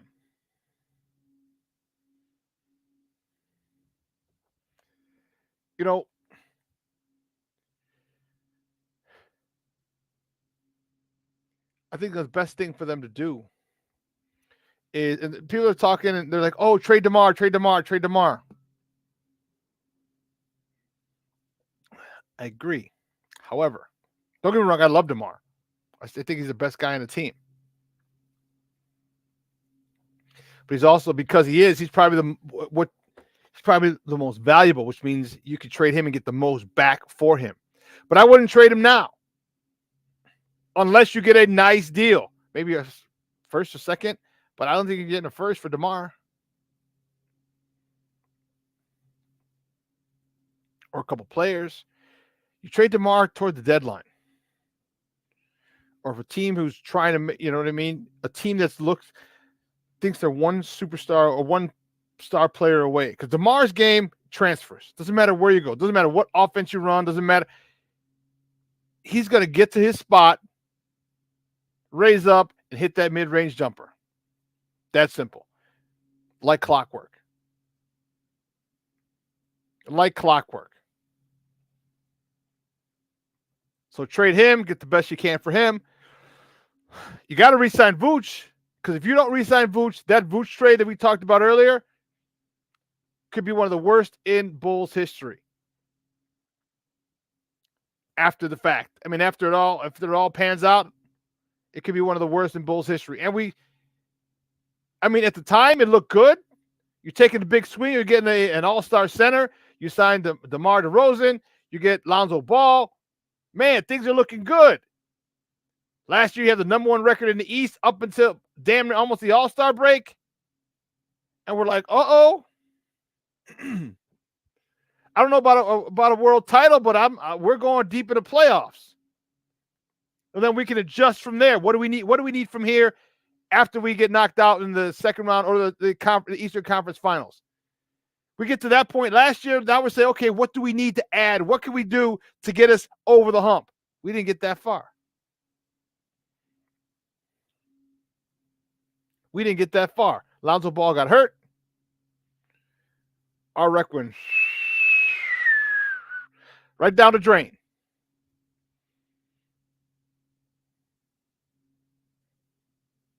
Right down the drain. Remember in Milwaukee handed our ass to us. They said, whew.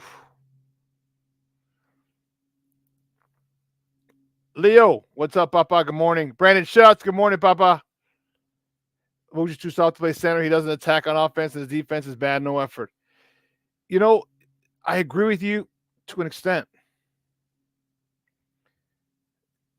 He's like, I want to call him, you know who he reminds me of? Baby Huey.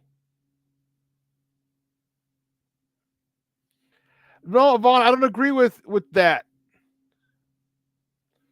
Jump shots, yes. Skyhooks, no. Let me take that back. He's too big to be doing jump shots, yes.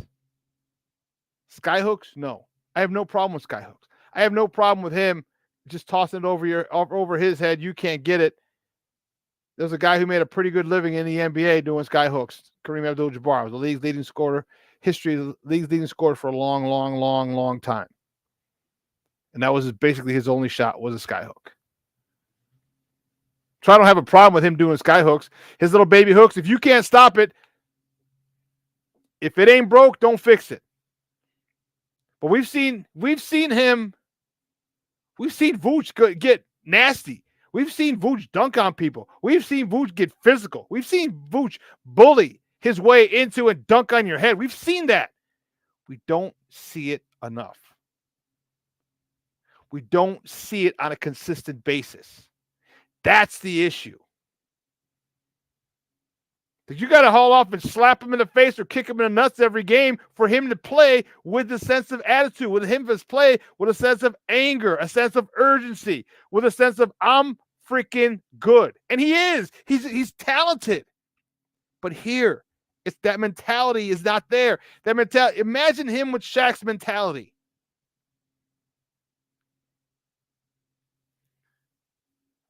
Cornelius, I agree. I agree completely.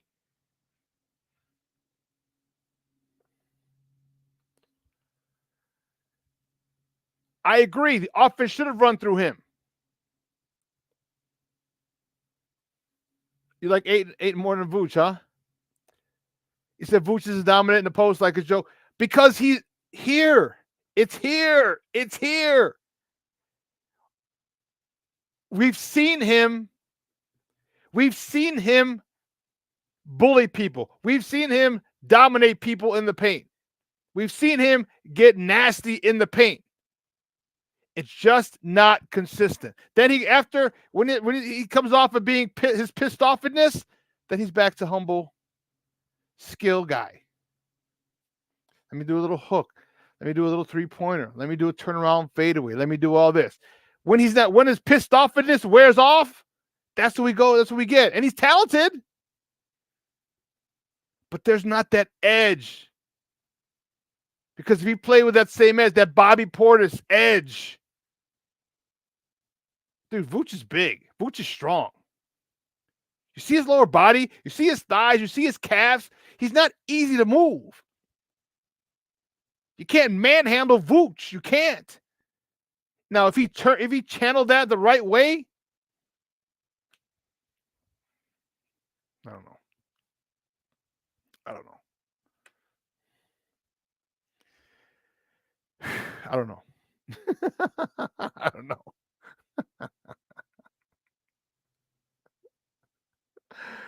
You know what? Let's take a quick break. On the other side, we're going to talk a little baseball because I'm a little fight. Actually, you know what? Hold on. I got not one thing to say. I got a couple of things to say. Let's take a quick break. On the other side, we're going to keep it with basketball. But I noticed something yesterday. I'm reading all these articles. All these WNBA stars and draft picks this year are getting cut. What?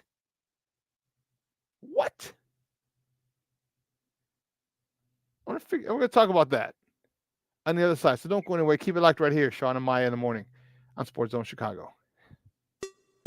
Hey, it's your boy, the SuperBack, Shawn Sierra, and be sure to follow Sports Zone Chicago on all social media platforms, on Facebook, Instagram, and our Roku channel. You can find us at Sports Zone Chicago, and on Twitter, we are at Sports Zone Shy. Also, be sure to download our mobile app so you can take Sports Zone Chicago with you on the go. Time out. How are you feeling right now? Happy? Excited? Angry? Overwhelmed? One of the best things you can do for your mind health is to name what you're feeling.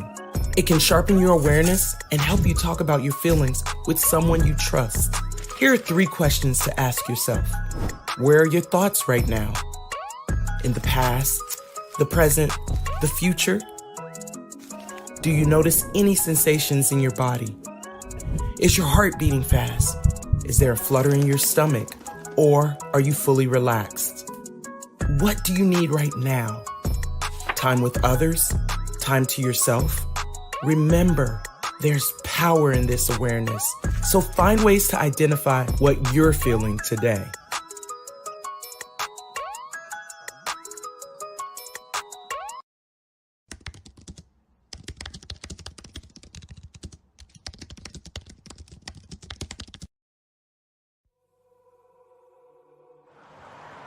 At a time when the news seems as subjective as the partisan politics dividing this country, independent professional journalism has become a resource people need to get the honest and accurate information for their lives. That's why I created JCoyneReports.com. As a born and raised Chicagoan, I know this city better than anyone. So my investigative stories are all original, and they'll go deeper to expose the truth by using information obtained from public information databases and in-depth interviews with the movers and shakers. My future stories will introduce you to people and businesses who are changing the world, not just Chicago.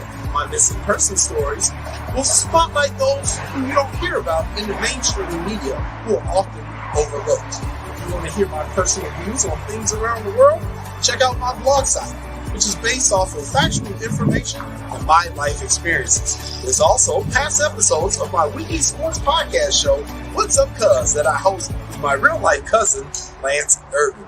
So if you're looking for all this information and more, check out jcoynereports.com and follow me on Twitter at jcoyne. Every day we take steps to keep the people we love safe, but some health risks are easy to miss. Ticks hiding in the yard can spread germs, like the ones that cause Lyme disease. Mice searching for food can spread bacteria that makes us sick. Mosquitoes lay eggs in standing water and can spread West Nile virus and more. Cockroaches are drawn to water in the home, leaving behind allergens that can trigger asthma attacks. Common pests can threaten our health. Learn how to protect your family at pestworld.org.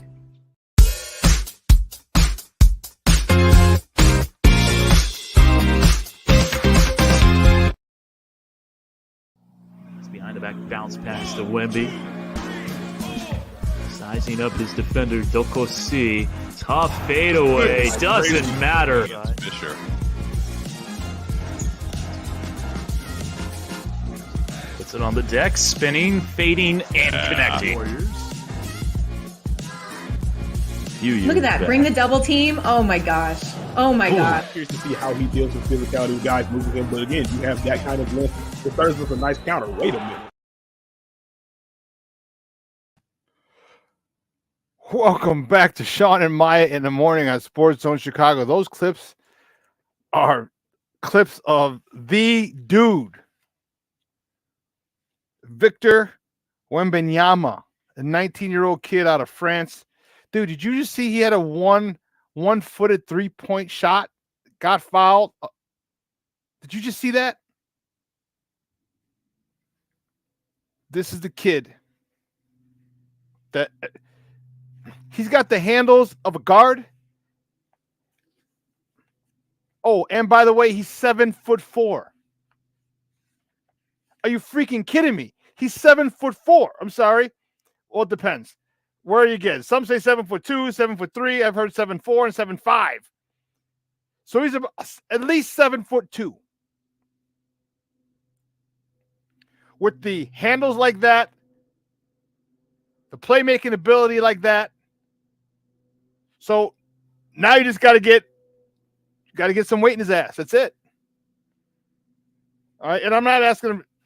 30 pounds on him would look minimal on his long frame. It would be from here, his arms would be like this big to this big because he's so long, and it'd be on his legs as well. But that would help him greatly, and I'm sure they'll get to that point. But that's Victor Wembanyama. Wemby, they call him. Let's just call him Wemby. That's going to be the number 1 overall pick, who's probably most likely going to San Antonio. But there was something else I wanted to talk to you about, and that was the thing that I saw. Why? Why are there so many WNBA cuts? You know, I was floored by this. I'm like, wait a minute. So 2 former South Carolina basketball players have been waived from the rosters just before the start of the season. The Minnesota Lynx announced that Tuesday they'd cut former Gamecocks guard Bria Beal, who they picked number 24 overall in the second round of this year's draft last month. All right. Indiana Fever waived former South Carolina guard Destiny Henderson. She was their second-round pick in 2022. This is last year. Both pieces were waived. And then you also have the 2023 NBA, from the 2023 NBA draft. That's this year. Former Maryland guard and number 11 overall pick, Abby Myers, was cut by the Dallas Wings. Former national champion LSU guard and second-round picks Alexis Morris with the Connecticut Sun. And the former Iowa Senator, the one we just saw this year, Monica Zanano. All cut. All cut. And here's the big reason. There's only 12 WNBA teams. There's only 12 spots on a roster. So in case you weren't good at math, you should be, because that was you in 1 through 12. They gave you 1 through 12. You had to memorize your multiplication tables. That's only 144 players. Only 144 players.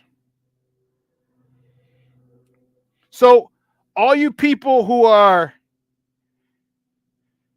they need to be paid more. They need to pay what the men pay. They need to be the WNBA salaries of this. Okay, first of all, get your ass to a game, because when was the last time you were at a WNBA game? All you equal rights people, equal pay people. When was the last time you were at a WNBA game to support that organization? Because if you go there, guess what? If you go there and you pay and you buy swag and you pay, you're helping them build that league. Get that league on solid ground. Because the NBA sponsors that league, because it's not on solid ground, because you keep bitching and moaning about their salaries should be higher, aren't going to the games, which will help their salary.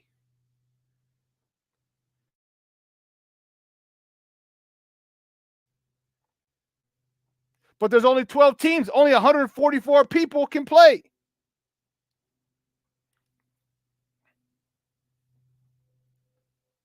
So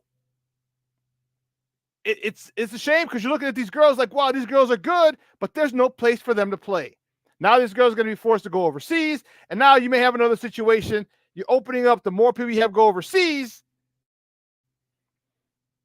the more likely you have a chance of another Brittany Griner situation if they want to be used as a political pawn.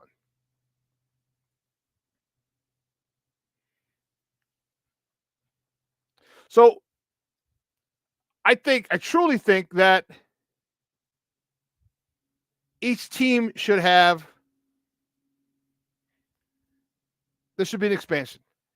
Not all of a sudden, but every year every 4 or 5 years, add 2 more teams or 4 more teams.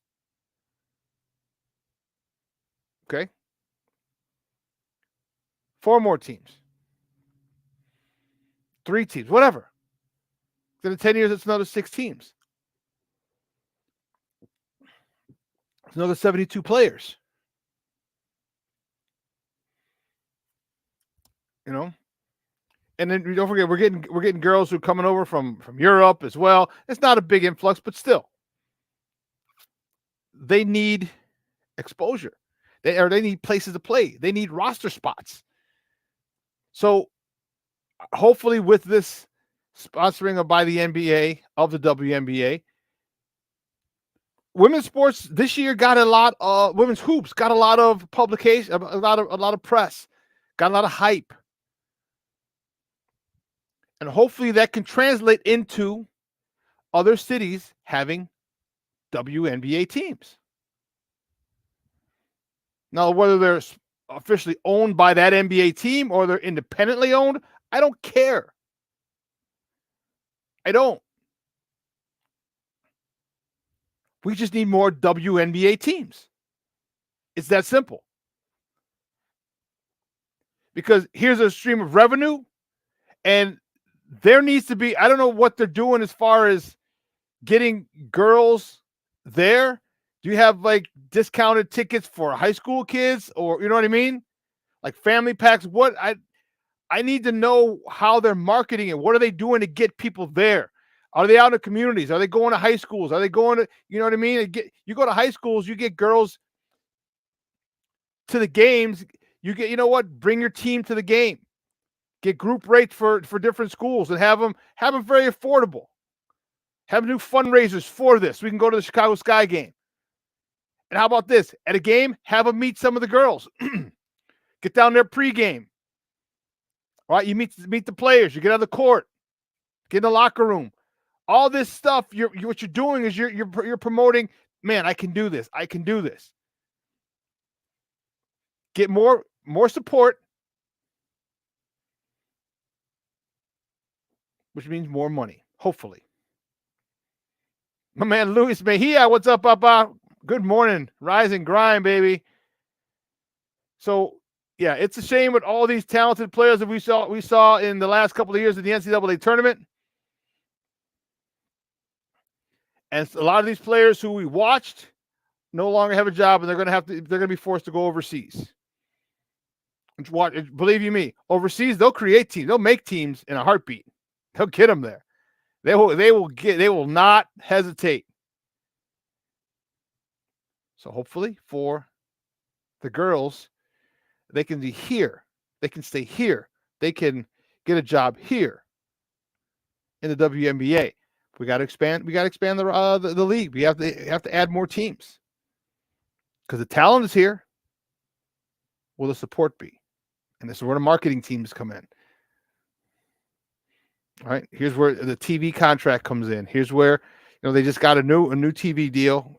Thursdays and Fridays, or Fridays and Saturdays. I think they got. That's a start. That's a start. They got to keep getting it pumped out. And I think, and listen, I'm seeing it. Okay, you get this. It's a shame that Gino and Pat Summitt aren't around now. I mean, Gino's around. Let me take that back. Pat Summitt. Remember, they were going back. First of all, they didn't like each other. They did not like each other. The rivalries, they were just, That would have been perfect now. That would have been perfect. That rivalry, that heated rivalry in sports, in college sports, that could have taken the WNBA to another level. Because then you probably would have had girls who didn't like each other on the teams. Okay, but now with the transfer portal, everybody and their mama now wants to get to LSU with Kim Mulkey. All right, you got South Carolina and Dawn Staley. Won the national title the previous season, undefeated. They were trying. They're undefeated this regular season. They lost. I think they only lost a few games last year when they won the title. So now you're getting some powerhouses. You're getting more and more exposure. They're getting more and more exposure. They're on ESPN now. Maybe not ESPN, ESPNU. They're on the actual 4-letter network.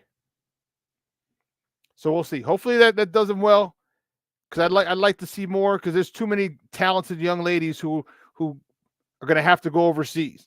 Because trust me, if you get more support, if you start expanding, guess what? That means there's more interest. That means there's more cities will have teams. There's more superstars. That means more people can go buy swag. That means more people want to see them. That means more TV money, more swag money, more merchandising money. That's a whole lot more money coming in. Hopefully that happens in the near future, because they deserve it. It's there. Hopefully they can take advantage of it. Well, I got to take a quick break. And on the other side of the break, man, I'm fired up. My guy, Lester Will Fong Jr., he's the big man in charge over there at Windy City Gridiron. He's going to join us, because they haven't talked since the draft. I want to see his take on the draft, what he needs, what he feels the Bears need now after the draft's over. Man, I'm fired up, man. It's going to be good to talk to my guy. So don't go anywhere, folks. Keep it locked right here. Shawn and Maya in the morning on Sports Zone Chicago. Hey, it's your boy, the SuperBack, Shawn Sierra, and be sure to follow Sports Zone Chicago on all social media platforms, on Facebook, Instagram, and our Roku channel. You can find us at Sports Zone Chicago, and on Twitter, we are at Sports Zone Shy. Also, be sure to download our mobile app so you can take Sports Zone Chicago with you on the go.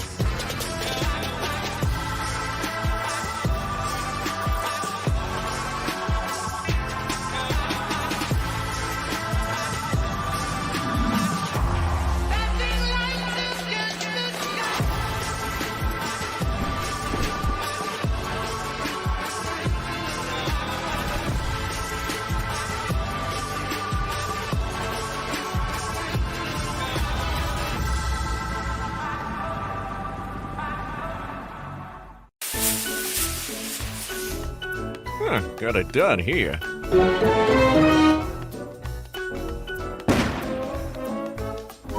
Ouch! And we're gonna make sure you lit this time. Ouch!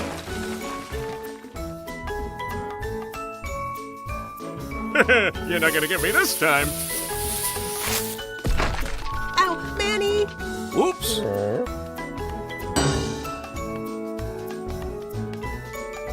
Let's try an easy one.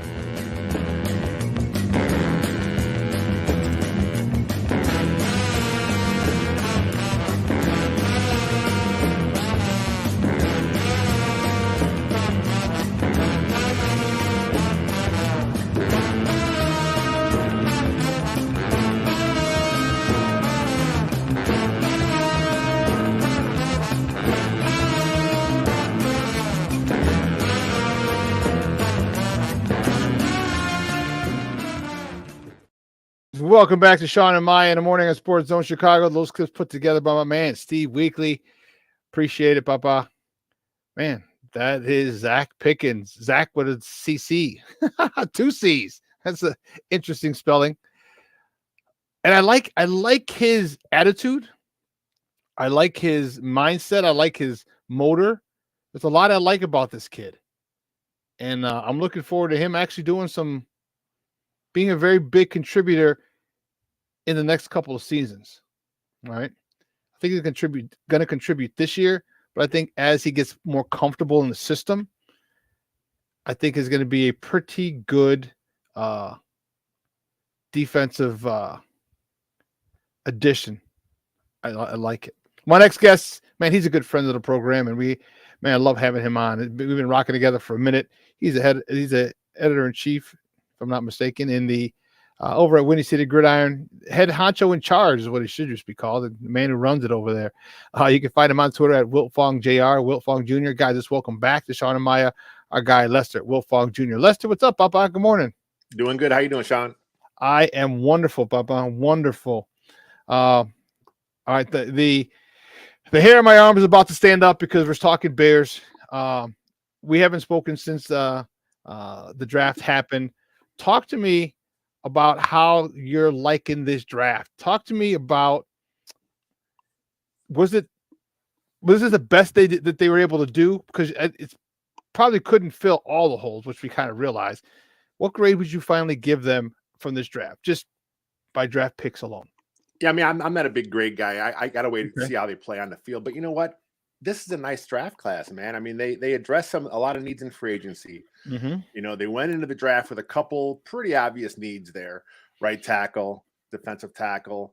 They just couldn't find a good fit in free agency. So we knew they were going to address it at some point. The board kind of lined up to where they weren't reaching for their needs. They let the board come to them. They got the players that fit their scheme. And I like what they did in draft overall. You know, a 10-man draft class. You know, a lot of needs, some developmental prospects, some guys that should be plug and play. So overall, man, Ryan Poles did probably as good as you would expect him to do in his second draft ever.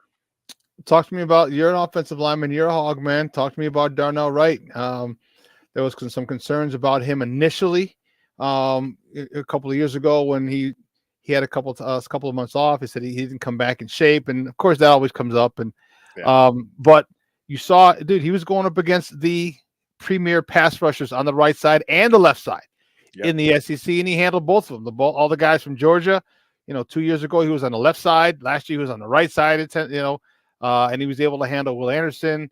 Who's the other guy? The guy in Philly he was able to handle him. Yeah. So give me your thoughts on him, and is he a plug and play guy? Yeah, I mean, he better be. I mean, they got him at 10 overall. I mean, he was my favorite tackle in the draft. You know what I mean? Okay. I mean, I love his upside. Like I said, plug and play. Great hands. great feet. He plays with good balance. And then, the one knock on him, obviously, they talked about the conditioning thing kind of popped up at some point. But you know what, man? All the negatives pop up around this time. Some of it's BS, some of it's legit. But you know what? If you look back on his situation there, the COVID year happened. He's not the only guy that came back out of shape from the COVID situation. So, it happens. These things happen. The Bears put him through that grueling workout. He passed all their tests there. I mean, that's might be one of the reasons why they wanted to see what he had. And he did it. He passed their test of flying colors. Everything they asked him to do, he did pre-draft. He's the guy. I mean, that's going to be plug and play guy. He's a better pass blocker, the run blocker right now. I'm okay with that. This is, 2023, man. This is a passing league now. You got to have guys that can pass block. He can do that. That's not to say his run blocking is poor because, on tape, there are some reps where he's just like mauling and vicious, That's in him to do it. He'll get some coaching up with Chicago with Chris Morgan, and he'll be there, man. Him and Braxton Jones on the left side. I like that bookend right now for the Bears. I do too, and I think that you may have a situation. We have got a bookend pair of tackles for 10 years. I think we're on that. Not there yet. I think Braxton, and he's been working out. He's getting stronger. The one thing that Wright does that Braxton needed to do was handle the bull rush. You saw guys try and bull rush him. He was able to anchor and throw him down, and then frog splash them once they're down, like you ain't going anywhere. I loved it. So again, hats off to Ryan Poles, him and his crew, for that particular, for getting us those things in 2 years, a 5th rounder and obviously a 1st rounder now. But great, and that helps obviously our guy Justin Fields. Talk to me about the run on defensive players. Talk to me about who you like, Dexter Sr. and Zach with 2 C's Pickens. Yeah, I think, again, we talk about how the Bears, had some obvious needs to fill. They didn't reach. I know a lot of Bears fans, when they saw the first pick of Dexter, they thought they were reaching. The league seemed to have him rated much higher than several analysts that do this, online or whatever it is. And, the big knock on him from, of course, the online scouts was, his get off is bad. He has a bad get off. But, of course, teams have more information. They kind of dig in a little deeper. And it's, part of it is a scheme thing that he had there at Florida. So, when you watch his testing, man, he's an explosive athlete. There is no reason why he should be slow off the ball. So you hear some of that mirror technique stuff he had to play there. Kind of makes sense. He still has to work on that, obviously, going into a new scheme, something he's being asked to do new, shoot one gap penetration. So that'll come. But, man, he is a strong physical player. I mean, he would get in double and triple team in college. He wasn't moving. He holds a point of attack. So we know he can 2-gap stuff. And then, like I said, his testing numbers shows that he can do the 1-gap stuff. And he did some of that early in his career at Florida, the 1-gap stuff, and he was good at it. I mean, this guy coming out of high school, 5-star recruit, rated higher than Jalen Carter, who was the talk of a lot of Bears fans. So a lot of upside with Dexter. I like it. And then with Zach Pickens with 2 C's, he's a little different prospect. I think he kind of transitions more where he looks like he may be more of a classic 3-tech. He's not as physically imposing as Dexter, but he has a good explosive off the ball, shoot those gaps, got to work on some stuff. But again, both these guys will be in the rotation as rookies. And I think that's important that they're, and one thing that I liked about him is when you talk to him and you understand, this is why, again, hats off to Ryan Poles. You mentioned Dexter, like, hey, I'm in a mirror thing. My job wasn't to penetrate. All right. My job was to mirror my guard, mirror my lineman, wherever he goes, I go, that type of thing. All right, I can do that. And then Zach Pickens is like, hey, I had a turnover in the coaching staff constantly. So when you're not in the same system, and how many times we've had this conversation, we're expecting Justin Fields to have a big jump because it'll be his 2nd year in the same system. So and that works for defensive, offensive linemen as well. When you're in the same system, you don't have to learn the system anymore. All right, now you can just play in the system. So this is why I remember when he was drafted, and he said, man, he goes, I'm going to be 10 times better in the NFL because I have the same system. I'm going to know what to do. I'm going to get comfortable in it. I'm going to get coached up. And when he said that the key word right there is like, he's willing to get coached up. He wants to get coached up. He wants to be coached hard. And when you hear all this, you're like, holy shit, this is exactly what Ryan Poles said. I want guys who want to be coached hard. I want guys who love the game. I want guys who have a motor. And everything that Ryan Poles has said to this since he came here is literally come to fruition. How do we deal with this? Because this is, as Bear fans, we're not used to somebody saying something and doing what they say. He's very transparent, it seems, with the media. I mean, he's vague enough to where you're not quite sure what he's getting at, but then like after things happen, you're like, okay, yeah, it makes sense. That's kind of what he said there. The same kind of goes with how he talks about how important length is, and it's so you kind of look at what happens on the O line. You know, it's like a lot of people, fans are like, why aren't they drafting this guy? Well, you know, his arm length doesn't fit. You know, Ryan Poles, he'll say what he wants to do. He talks about trades he wants to make, and then they kind of happen. You know, it kind of makes you think. He mentioned, like I think a week ago, talking about how there may be a trade in the works, possibly for an edge. So I would not be surprised if there is something that works, obviously, and something happens here, you know, pretty soon, you know, before OTAs get going. I wouldn't either, guys. We're joined by Lester Wilfong from Windy City Gridiron, talking Chicago Bears football right here on Shawn and Maya in the morning on Sports Zone Chicago. Talk to me about some of the other draft picks. Who's of the other? We'll talk about it. Let me find from the other guys we haven't mentioned. So we mentioned Zach with 2 C's, Dexter, and of course Darnell Wright. Who's your favorite from the rest? And my favorite overall is Wright. I just love Darnell Wright, but of the rest, man, it's hard not to like Roschon Johnson, running back out of Texas. You know, you hear, oh, why are they drafting a running back? Well, because, you know, where they got him in the 4th round is pretty good value. And man, every time you hear, again, we talk about the character. Yeah. You hear him talk. You hear the coaches talk about him. His coaching staff in Texas talk about him. You know, league wide, I mean, people love this guy. I mean, he is a talented football player. He was obviously, you know, 2nd string in Texas because, you know, they had a really, really talented player. He's going to probably be a Pro Bowl ceiling guy as a rookie. But man, Johnson's a do-it-all guy, a former high school quarterback. You know, he's good out of the backfield as a receiver. He's a good pass blocker, which is a hurdle for a lot of rookie. The rookie running backs. That's how you get on the field. You know, if you can't pass block or pick up blitzes or understand the pass blocking scheme in front of you, a lot of rookie running backs don't play. It takes them a while to get that. He's coming out of college with that as a plus for him. So I think Roschon Johnson has a chance to earn some starter reps pretty quick here. And, you know, he may be the lead back in Chicago, you know, before midseason. Oh, you think so, huh? He has so much upside there. I mean, it's like with Khalil Herbert now, he's going into his you know, he's been around a while. We know who he is as a player. Good explosive through the hole. Can't pass block. Struggles with blitz pickup. You know, that's his issue. Not the best receiver out of the backfield. You know, so he'll have his role on this team. And then, of course, with Deonta Foreman, he's coming in. You know, he never was asked to do much out of the backfield, you know, in years past either. So Johnson has more of an all-around skill set, and I think he kind of fits what they want to do. I mean, I think there'll still be a nice committee. They'll get everyone some reps, and this includes a Travis Homer, I think, will be in the mix as well. It's going to be a nice a backfield by committee for the Bears, but it's going to be hard to keep Johnson off the field. Okay. So that's your favorite from the rest. I know you said your and figures big hog offensive lineman. Your favorite is the offensive lineman. I ain't mad at you, Bubba. I ain't mad at you at all.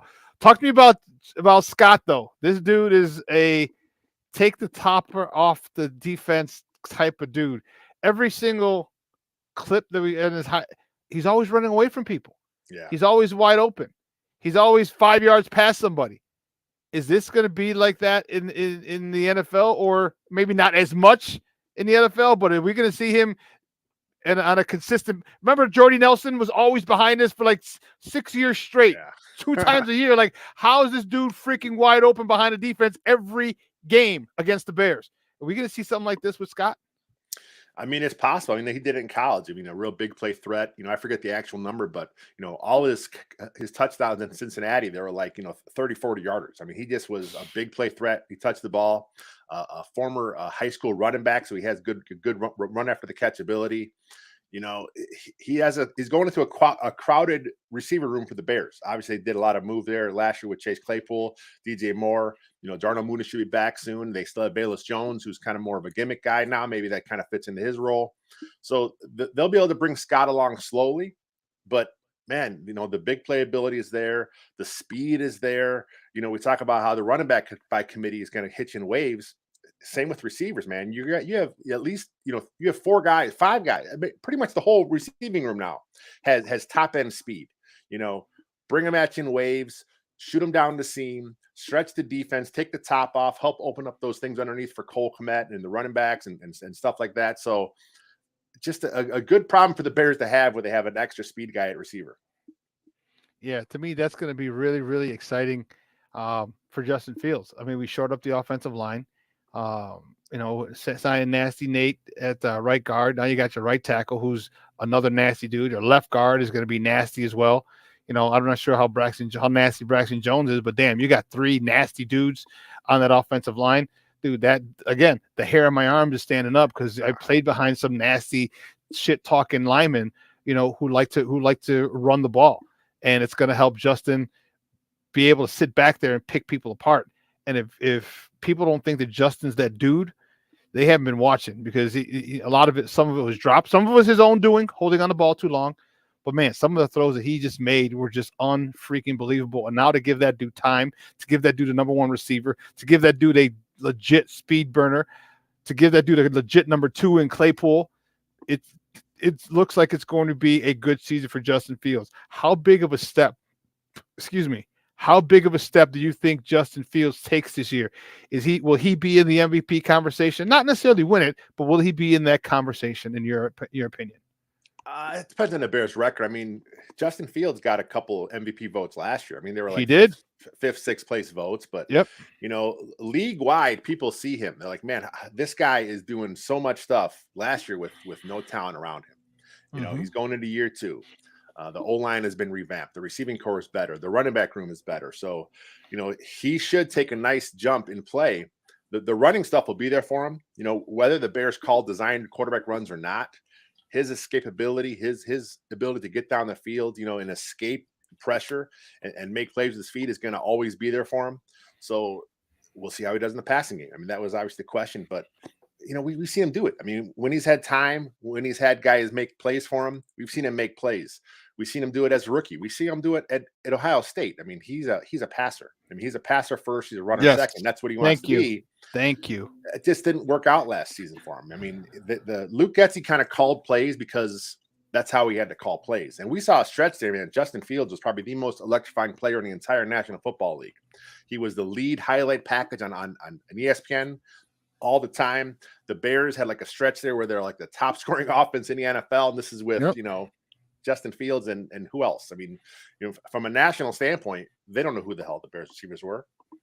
So it's good to see that they're going in now with, there are some expectations, and he's putting a lot of pressure on himself too. And the coaching staff is too. He's the man, it's clear cut. I'm expecting a nice jump. I don't see any reason why, the Bears can't, be in the playoff hunt mix the entire season. And if that's the case, then he is going to get some of those MVP votes. Well, Aaron Rodgers is no longer in Green Bay. And we start off with Green Bay here. Game 1. All right, week 1. What's the likelihood of us taking the division? I mean, Green Bay, we don't know what they have. They have a young quarterback who's got a couple games under his belt, but he doesn't have that connection with Romeo Doubs and Christian Watson. All right, what are they going to do with their offensive line? Detroit, they keep getting better, but are they going to Detroit themselves? I think they will. For whatever reason, they just seem to do that. Minnesota, I'm not scared of Minnesota. All right, there's still time. They still might jettison Dalvin Cook. They might get rid of him. Who knows what they're going to do? Is there a chance that this Bears team can legitimately compete for the NFC North crown? Yeah, I mean, I don't see why not. I mean, if we see in the NFL teams go worst to first every season. It's happened every year, like going back, decades. It happens. And, I know as Bears fans, we're conditioned to think, oh man, if something bad will happen to our team. But, at some point, the worm's in turn, man. At some point, things are going to start going good for our franchise. And I mean, we saw it happen when they ended up lucking into Justin Fields. We saw it happen, last year with some things worked their way. So, we saw it happen at the end of last season with Coach Lovie Smith, pulling out the big W, getting the Bears at that top draft pick. Some things are starting to turn. So why not the Bears? Like you said, the Lions, they're much improved. They won like 8 of their last 10 last year, but Jared Goff still's got something to prove. That franchise, like you said, something seems to always happen with the franchise. They had the gambling issue came up. They got a few guys suspended early. Vikings, I'm like you, I don't believe in them very much. Yeah, they were pretty good last year, but they won a lot of close games. It seems like if any team's going to regress in the NFC, the Vikings are a prime candidate. And of course, the Packers. I know I got Packer fans telling me that Jordan Love is going to be better than Aaron Rodgers. Let's see what happens on the field. I think he'll be fine. I think the best case scenario for Chicago is if Jordan Love is just good enough. He's just good enough where they think, man, he's going to be the guy. He'll turn the corner soon. He's kind of like a Kirk Cousins type career. Just good enough to make you think, let's keep paying him. Not good enough to win nothing, nothing real with him. So I think that's the best case scenario, but we'll see what happens. But I see no reason why the Bears can't compete. Like I said, they'll be in a playoff hunt all year. They get a few breaks here and there. Who knows what happens? I said I still have, and I'm going to ask you this, but I said the Bears win double digits. I said minimum 10 games. I just think that they had so many chances last year that weren't Justin Fields' fault. All right, we can go through it. A good 4 or 5 games that they could have won, or they should have won, or had the opportunity to win. We're talking the Commanders game was one of them. Darnell Mooney catches it instead of double catching it. It's a touchdown. The Carlos Santos missed field goal, missed extra point. All right, the Amir Smith is set, Brissett fumble. All right, the Dave Montgomery. I mean, there's all these different games that they had a chance to the fourth down. What was it, the Dolphins game or the third down where they pulled Chase Claypool, no pass interference, and then EQ ball goes right through his hands, would have been first down, continuing the drive. So all these things that happened that had nothing to do with Justin Fields. Justin Fields did his job. I'm thinking I'm saying 10 wins. I'm on that. Your thought, and with that, you're going to have a good game or two where you're like, oh my God, give me one of your, oh my God, I can't believe they beat them games for the Bears this year. I mean, like we said, it's the Bears, as fans are conditioned to expect the worst. So I think if they come out, there's a lot of fans think they're going to lose that opening game against the Packers. I know there's no Aaron Rodgers there. It's a different era. I'm not one of them, dude. I'm not one of them. A lot of fans are nervous, man.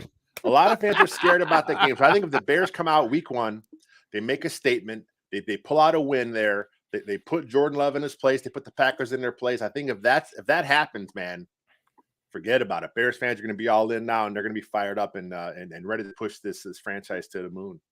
But that's not going to be. Maybe people say, "Oh my God, the Bears are one game," where people are like, "Holy shit!" There's no way I thought. For me, dude, I think Kansas City week 3. If Kansas City isn't rolling that's in, tough, man. That's a tough I understand, one. but they're not rolling on all. They're not firing on all cylinders. It's early in the year. Sometimes some teams take a little longer. Maybe they have a little. It's their second title. All right, so maybe you have a little hangover. Like, all right, we're good, and you don't take just. That's my game. I said, watch this game. I said, because if they do this, they can catch them. Because if that game was week 12, 14, no, they ain't catching them, because then you would see what Justin Fields has done. You know what he's done, but you would have seen what he did the first 10, 11 games. You only got 2 games. I'm telling you, I'm thinking for me, I would not be surprised if they upset KC in KC and be like, okay, damn it. You talk about making a statement to the league. Beating Green Bay is fine, but now you're at home. That's week 1. You're home. No one really knows nobody at that point. You go into KC and beat Kansas City. You put everybody in their mama. I notice we are here. That's for me. That's my game.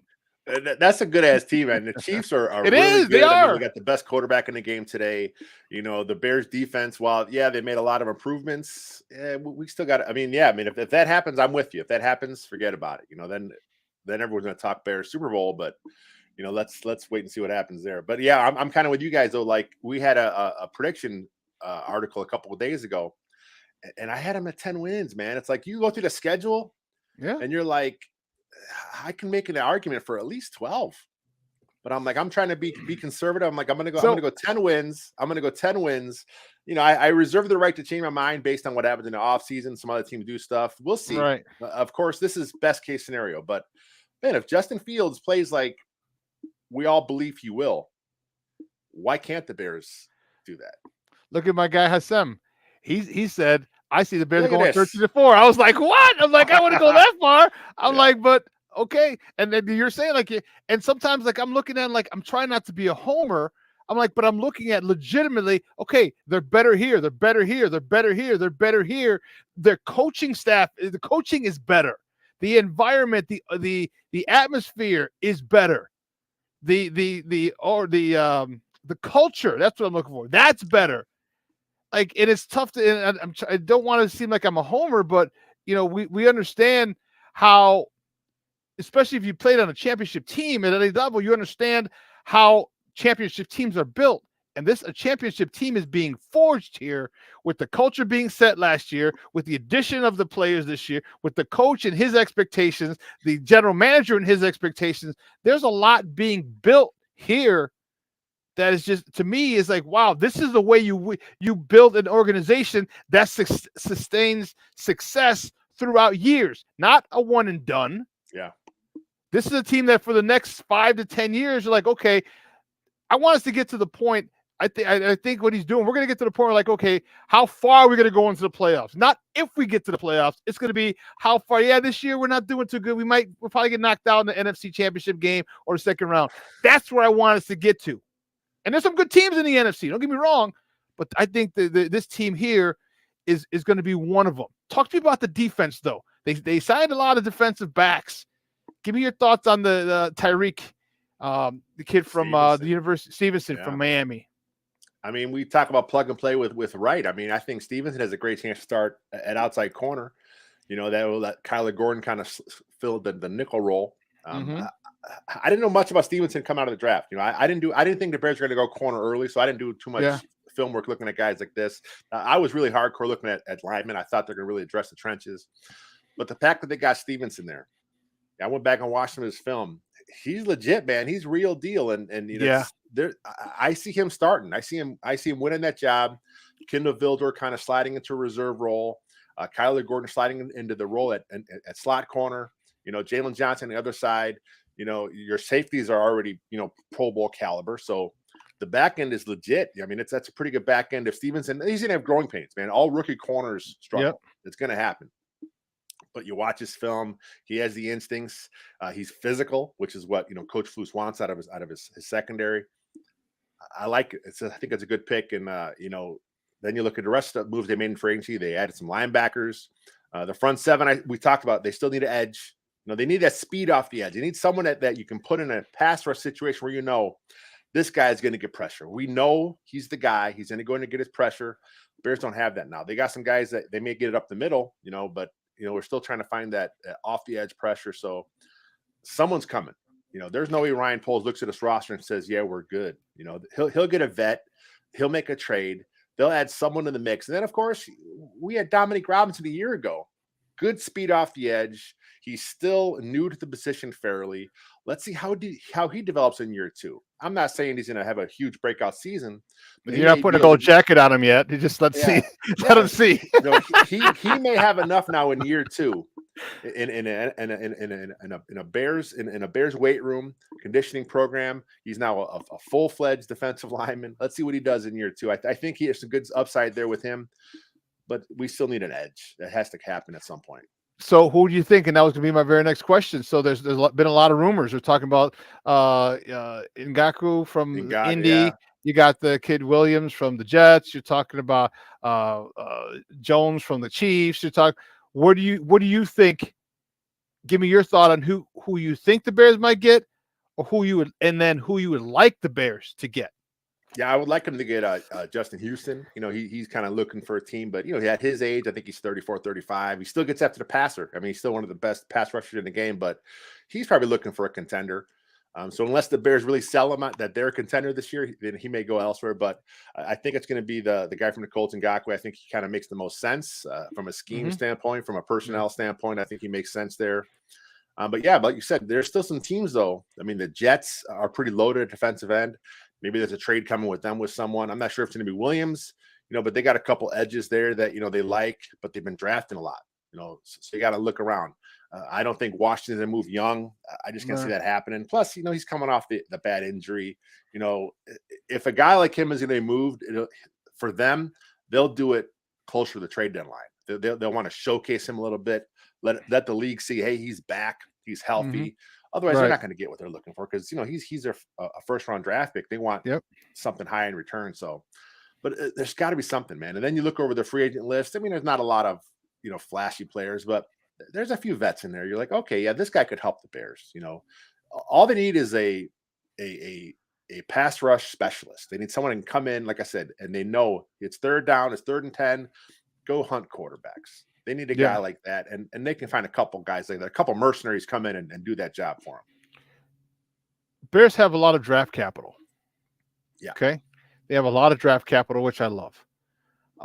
Do you see them? We anticipate Carolina being a bottom quarter of the league team next year, which means we'll probably get a top 10 pick again with theirs. I don't think our pick is going to be top 10. It better not be top 10. No. But we think their pick is going to be a top 10 pick. We got 2nd round picks galore. Do you think we package something up to get a good defensive end? And if you do, who do you think that could be? Or who do you think would be out there that we may target? Just, from your assessment and, anything you may hear, because I know you got some people in the know. No, just the stuff with the Jets. There's been some chatter online and people I trust that have said a few things. And then Von is talking about the kid from the Dolphins, Emmanuel Agba. He's a name that's kind of seen floated on Twitter, and that makes sense because they're going to a new scheme over there, obviously in Miami. So he may be a guy that's on the market. So there's going to be someone. It's hard to say exactly who, how to pinpoint, but someone's coming. Carl Lawson's another name. We'll kind of see what happened with him. There's going to be some June 1st cuts coming up.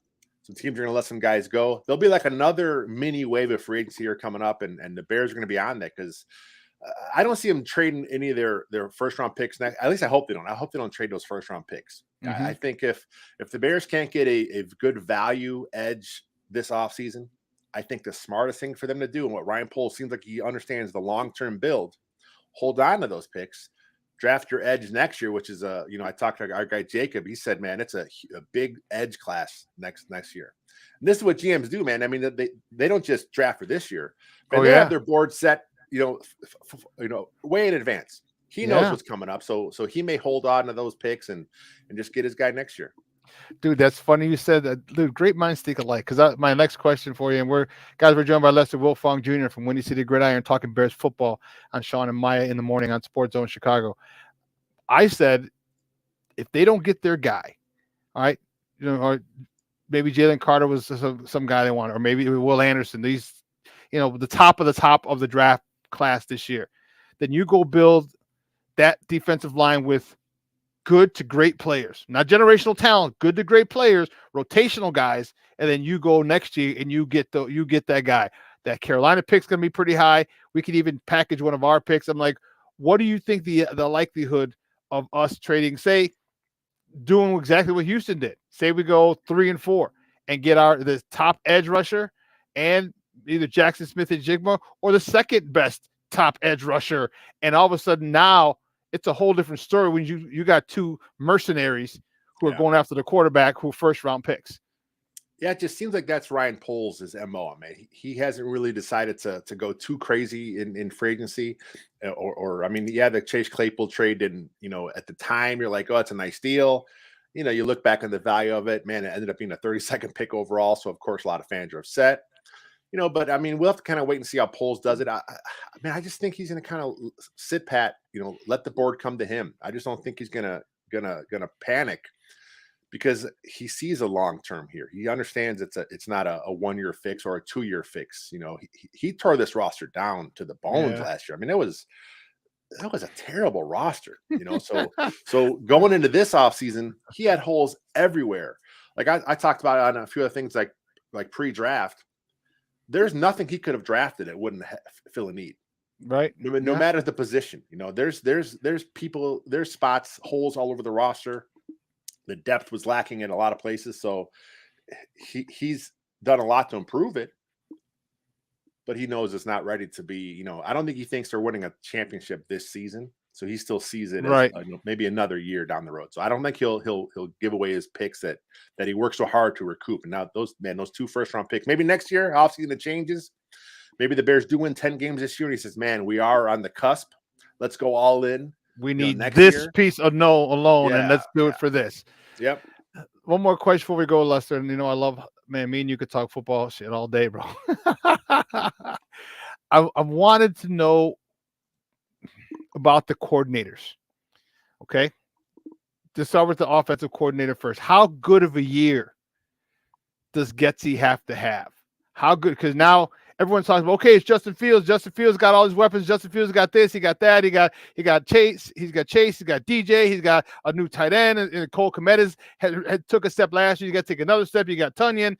But how good a year does Luke Getsy have to have? Because now he's got DJ Moore, Chase Claypool, and Tunyon, and another. He's got these guys in his system for a year. How good a year does he have to have for this team to go, for this offense to be respectable or even more than respectable? I mean, I love the scheme. I like the Shanahan-esque scheme. I've been a fan of it going back to when it was first constructed back with the Broncos with Mike Shanahan. I just like what they do there. We've seen this scheme have success at every stop. We've seen it put fringe quarterbacks in Pro Bowls. With the Texans years ago with Kubiak running the show there. So I've always liked the scheme, and I thought with Luke Getsy coming in, he's going to have some good tools to work with. He didn't have the talent last year. I think he's got the talent now. And we talk about, if the Bears win 10 games, I think Getsy's gone. I think he's going to have a head coaching gig somewhere. I think that's what you want, man. As fans, we want all the assistants to have so much success that other teams want them. But now we got to see how the other assistants can kind of churn through. Who's the next man up? I think the Bears have that in place, which he's in place. So I think that's there. I mean, I'm expecting big things from Getsy. Like I said, I don't think he wants to run Justin Fields on designed runs, 7-8 times a game. I don't think that's his plan. I think he wants to run the bootlegs. He wants to run the outside zone, some RPOs.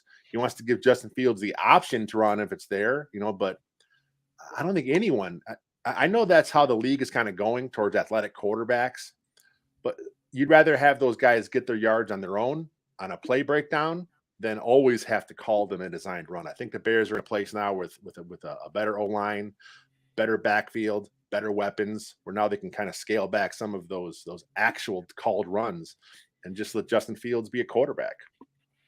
And Williams got a lot more talent this year. He doesn't have I'm not putting this Bears defense anywhere near the 06 or the 85 Bears. Trust me, I'm not. But and the bar was set pretty low last year with the talent for defense. But now he's got more defense. He's got 2 rookies in the secondary who are now second-year players who were sharpened by iron sharpens iron, who had to cut their teeth last year and did well in Jaquan Brisker and Kyler Gordon. You got a Jalen Johnson. Eddie Jackson is back. Will be back. You upgraded the second level in the linebacker position, and now you have depth with the jackhammer. You added more defensive linemen, which should give you pressure, because we had no pressure, and that secondary was good toward the end of the year last year. Talk to me about what kind of things you packages. So do you see like a rotation? Do you see like maybe me? I'm looking for a NASCAR package on third. And that's where my guy Noah Sewell might come in as an end. Talk to me about what kind of games and stunts and how Williams is going to use his toys, in particularly Noah Sewell.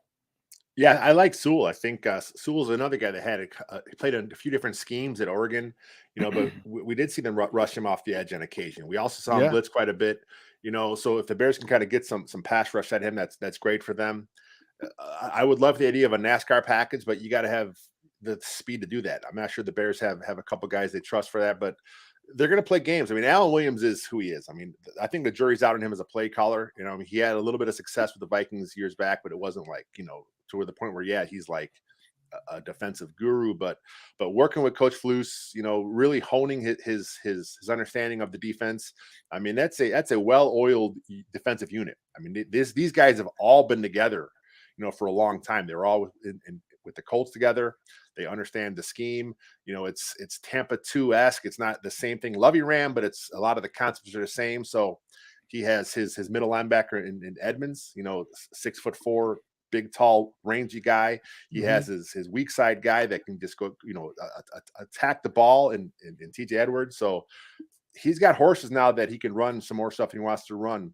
It's always been a fairly simple defense as far as the zone-based concepts, but they have to run it to a T. You know, we have to see those guys know it. And again, year 2 of the system, year 2 of the scheme, you're adding some guys that have some talent. I'm expecting these guys to take a nice jump. And like you said, last year it was so awful. Just a minimal jump's it's going to be very noticeable because it was so bad last year. You know, they had no one that could rush the passer. You know, so I think it's going to be a nice year again. That's why we're both thinking 10 wins because offense, defense, talent's better. Second year in the scheme, why not? I agree. And, you know, the secondary, as I said earlier, was a strength with no pass rush. And I'm expecting a marked improvement in pass rush, man. And somebody wrote, Nomad wrote, man, if Eddie is healthy, man, there'll be a problem on D. I agree. Jaquan Brisker likes to separate receiver from the ball. Tyreek, he looks like he's the same type of dude, only at corner.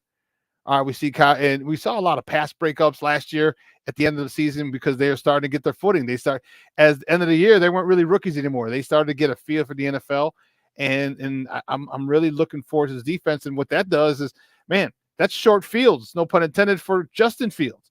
Like, imagine if we get the ball, how many times we're going to get the ball 50, you know, on the plus side of the field. Like, man, a lot more than we had, and that's going to be very beneficial for us in winning those 10 games. Lester, man, you know, me and you, we could talk football. We talk football. We could do it for hours. I appreciate your time as always, Papa. But do me a favor before you go. Let everyone know where they can find you and your work online, your podcast, your channel, everything. I'm on Twitter at WillFongJR. You can find me Second City Gridiron for our video stuff. Of course, our podcast, Windy City Gridiron, WindyCityGridiron.com. All the stuff I write's up there. And man, it's the off season for the NFL, but man, it's just like us, you know, Bears and us, man, we always got some new content. Something's always fresh. Something's always popping all the time with us. Awesome, man. We'll talk soon, man. Thanks again for your time, Papa. We'll be in touch. Anytime. All righty. Guys, that's Lester Wilfong Jr. from Windy City Gridiron. Got the hair on my arm standing up. I am fired up talking Bears. You know how I get. You know how I get, fool. You know how I get talking Bears. Whew. Whew, whew, whew. Man, listen, let's take a quick break. Final break of the show, all right? On the other side, we'll be back with more Shawn and Maya on Sports Zone Chicago. Hey, it's your boy, the SuperBack, Shawn Sierra, and be sure to follow Sports Zone Chicago on all social media platforms, on Facebook, Instagram, and our Roku channel. You can find us at Sports Zone Chicago, and on Twitter, we are at Sports Zone Shy. Also, be sure to download our mobile app so you can take Sports Zone Chicago with you on the go.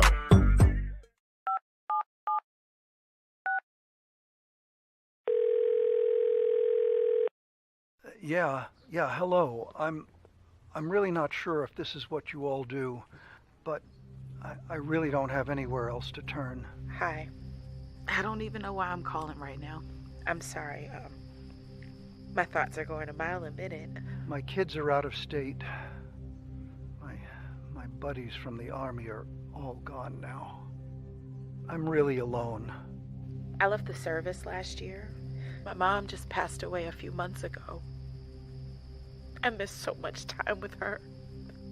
I keep getting calls about the bills, and I'm trying to get a job, but I feel so stuck. Okay, ma'am. I'm glad you called. Okay, sir. Let's stay on the line and walk through some things. Thanks. Okay. Thanks a lot. Thank you. We're looking for a few heroes, mentors, trailblazers, innovators. A passion to change lives, spark curiosity, open hearts, and awaken minds. Help students answer the question, who am I? This could be your calling, but this is no job. It's the journey of a lifetime. Be a hero. Be a teacher. Every day we take steps to keep the people we love safe, but some health risks are easy to miss. Ticks hiding in the yard can spread germs, like the ones that cause Lyme disease. Mice searching for food can spread bacteria that makes us sick. Mosquitoes lay eggs in standing water and can spread West Nile virus and more. Cockroaches are drawn to water in the home, leaving behind allergens that can trigger asthma attacks. Common pests can threaten our health. Learn how to protect your family at pestworld.org. Mental health and learning disorders don't discriminate. 17 million children and adolescents in the United States live with disorders like anxiety, depression, ADHD, and dyslexia. Less than half get the help they need to thrive. Help the Child Mind Institute change these children's lives. Visit childmind.org.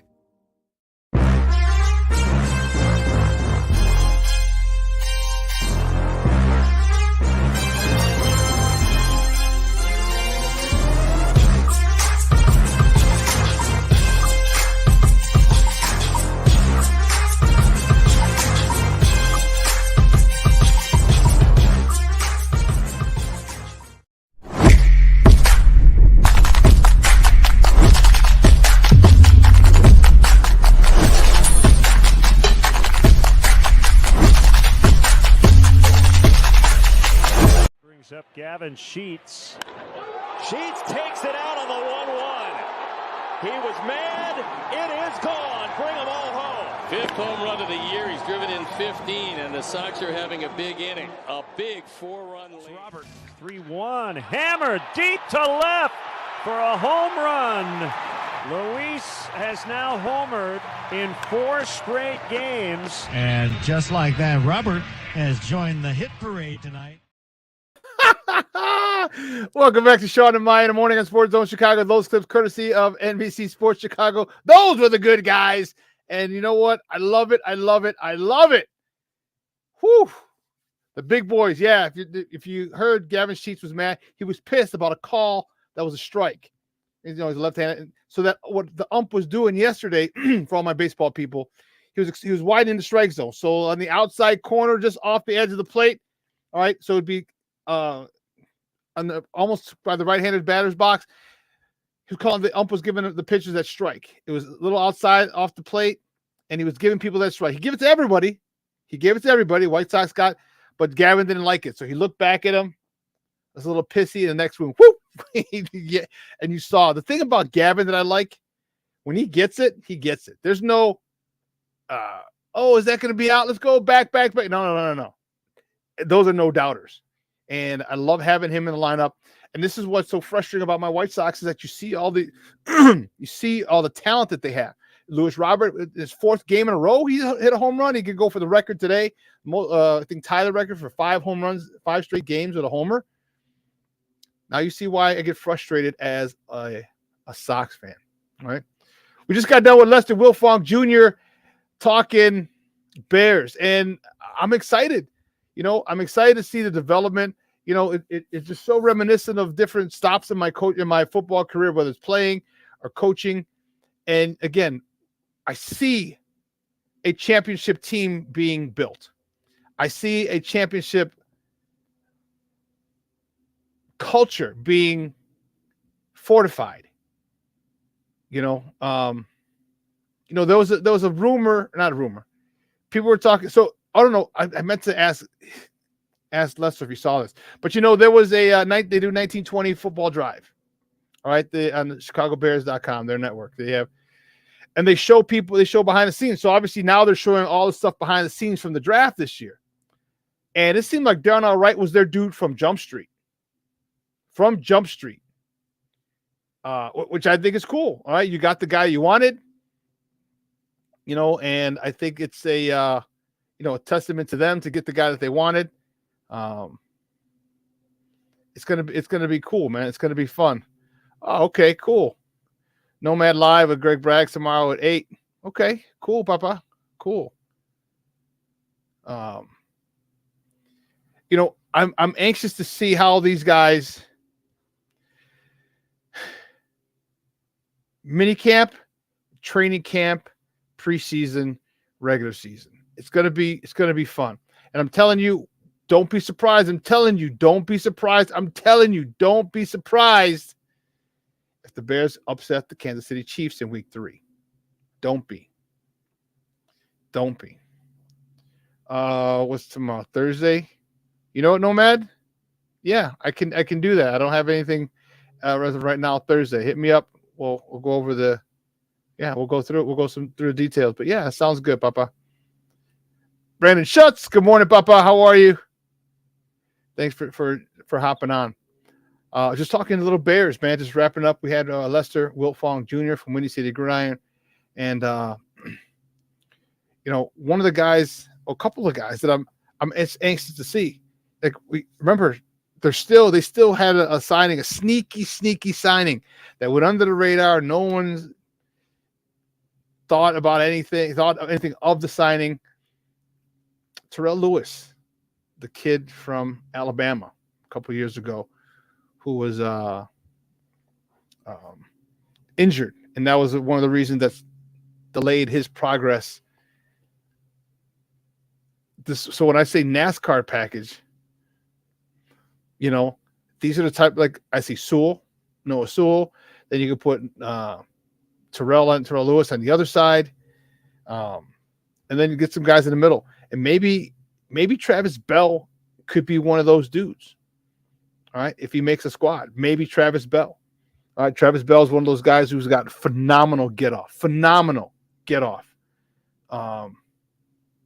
Here, check it out. Just watch it, and I get it. Trust me, it's against lesser competition, but just watch his takeoff has nothing to do with who he's playing. All right, just watch how explosive this guy is.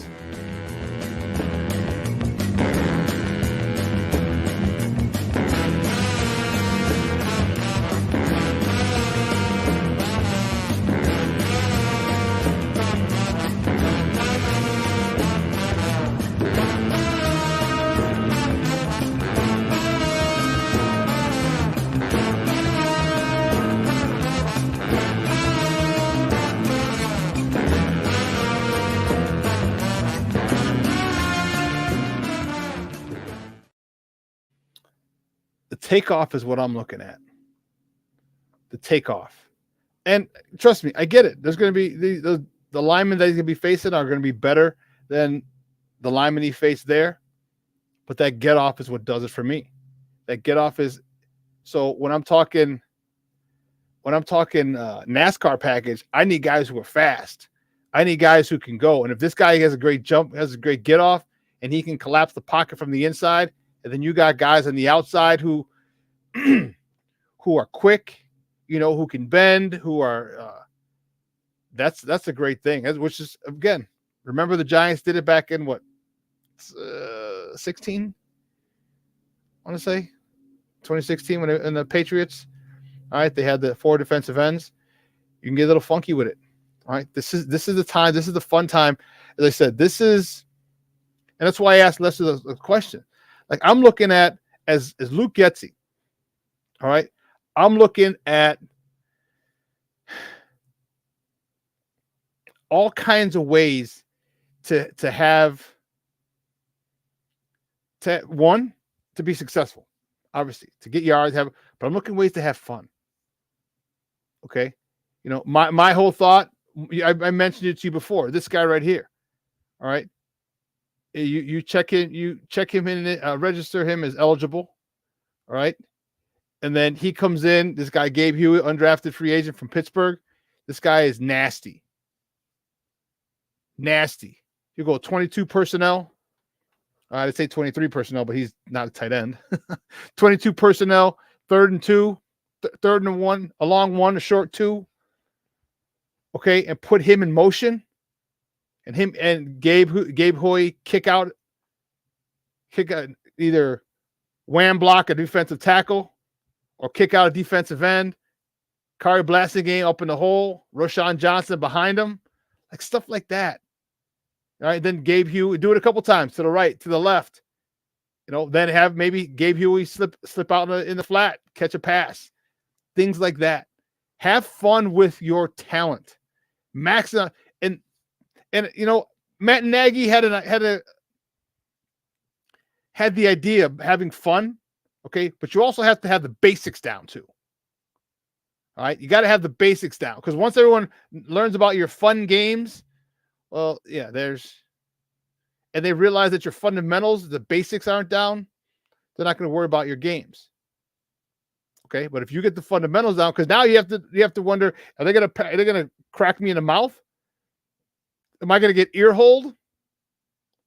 like I did last time. Okay, if it happened, or like the dude did last week. So now you're looking at the ability for Luke Getsy, the ability to put the fear of fundamentals in a team. When I say that, all right, it's an old phrase I just made up. It means that I know these guys are coming at me hard and fundamentally sound.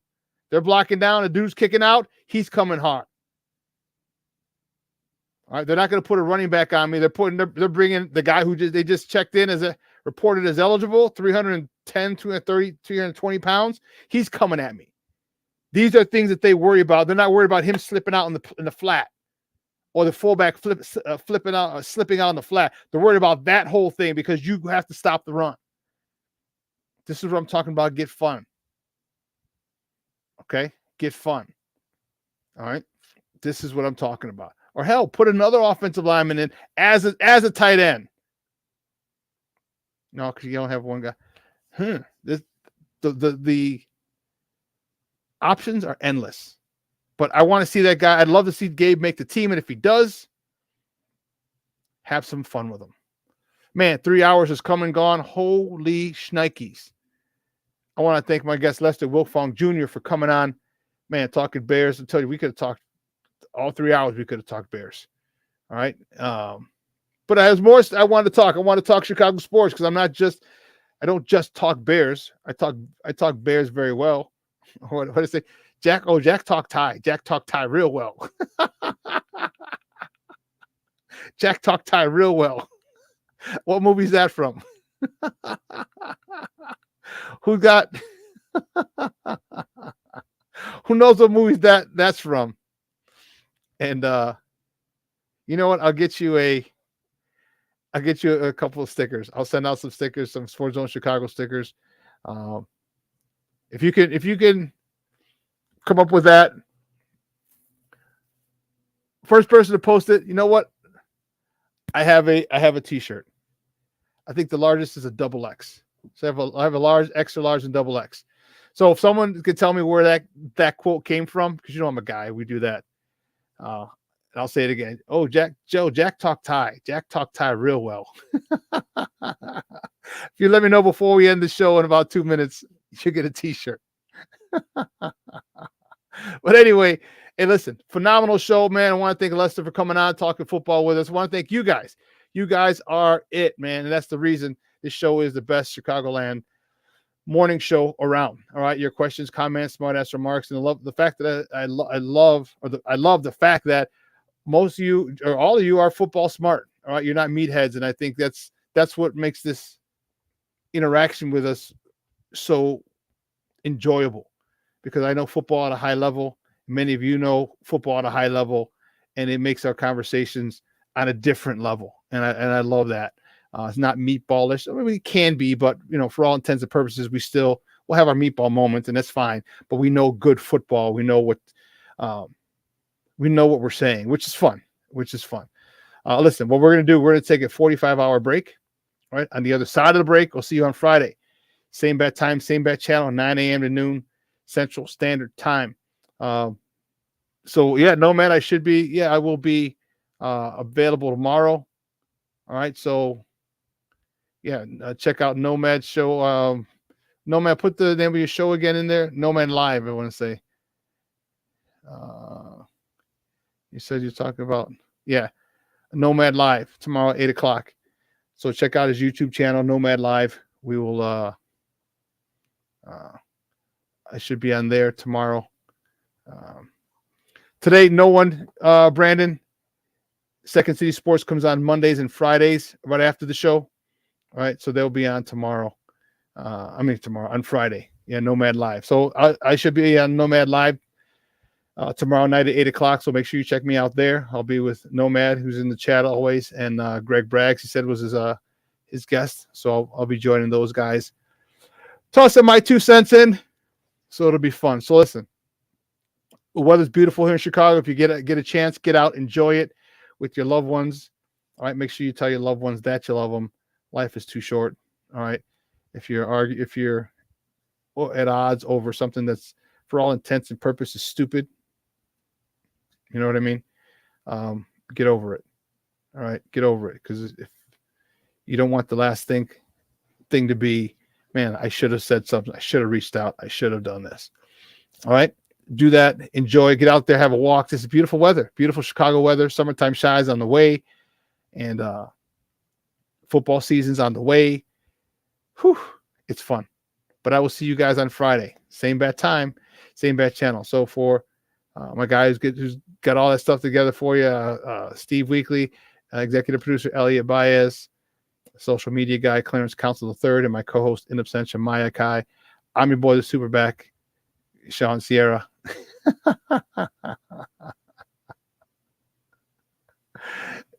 Yeah, close.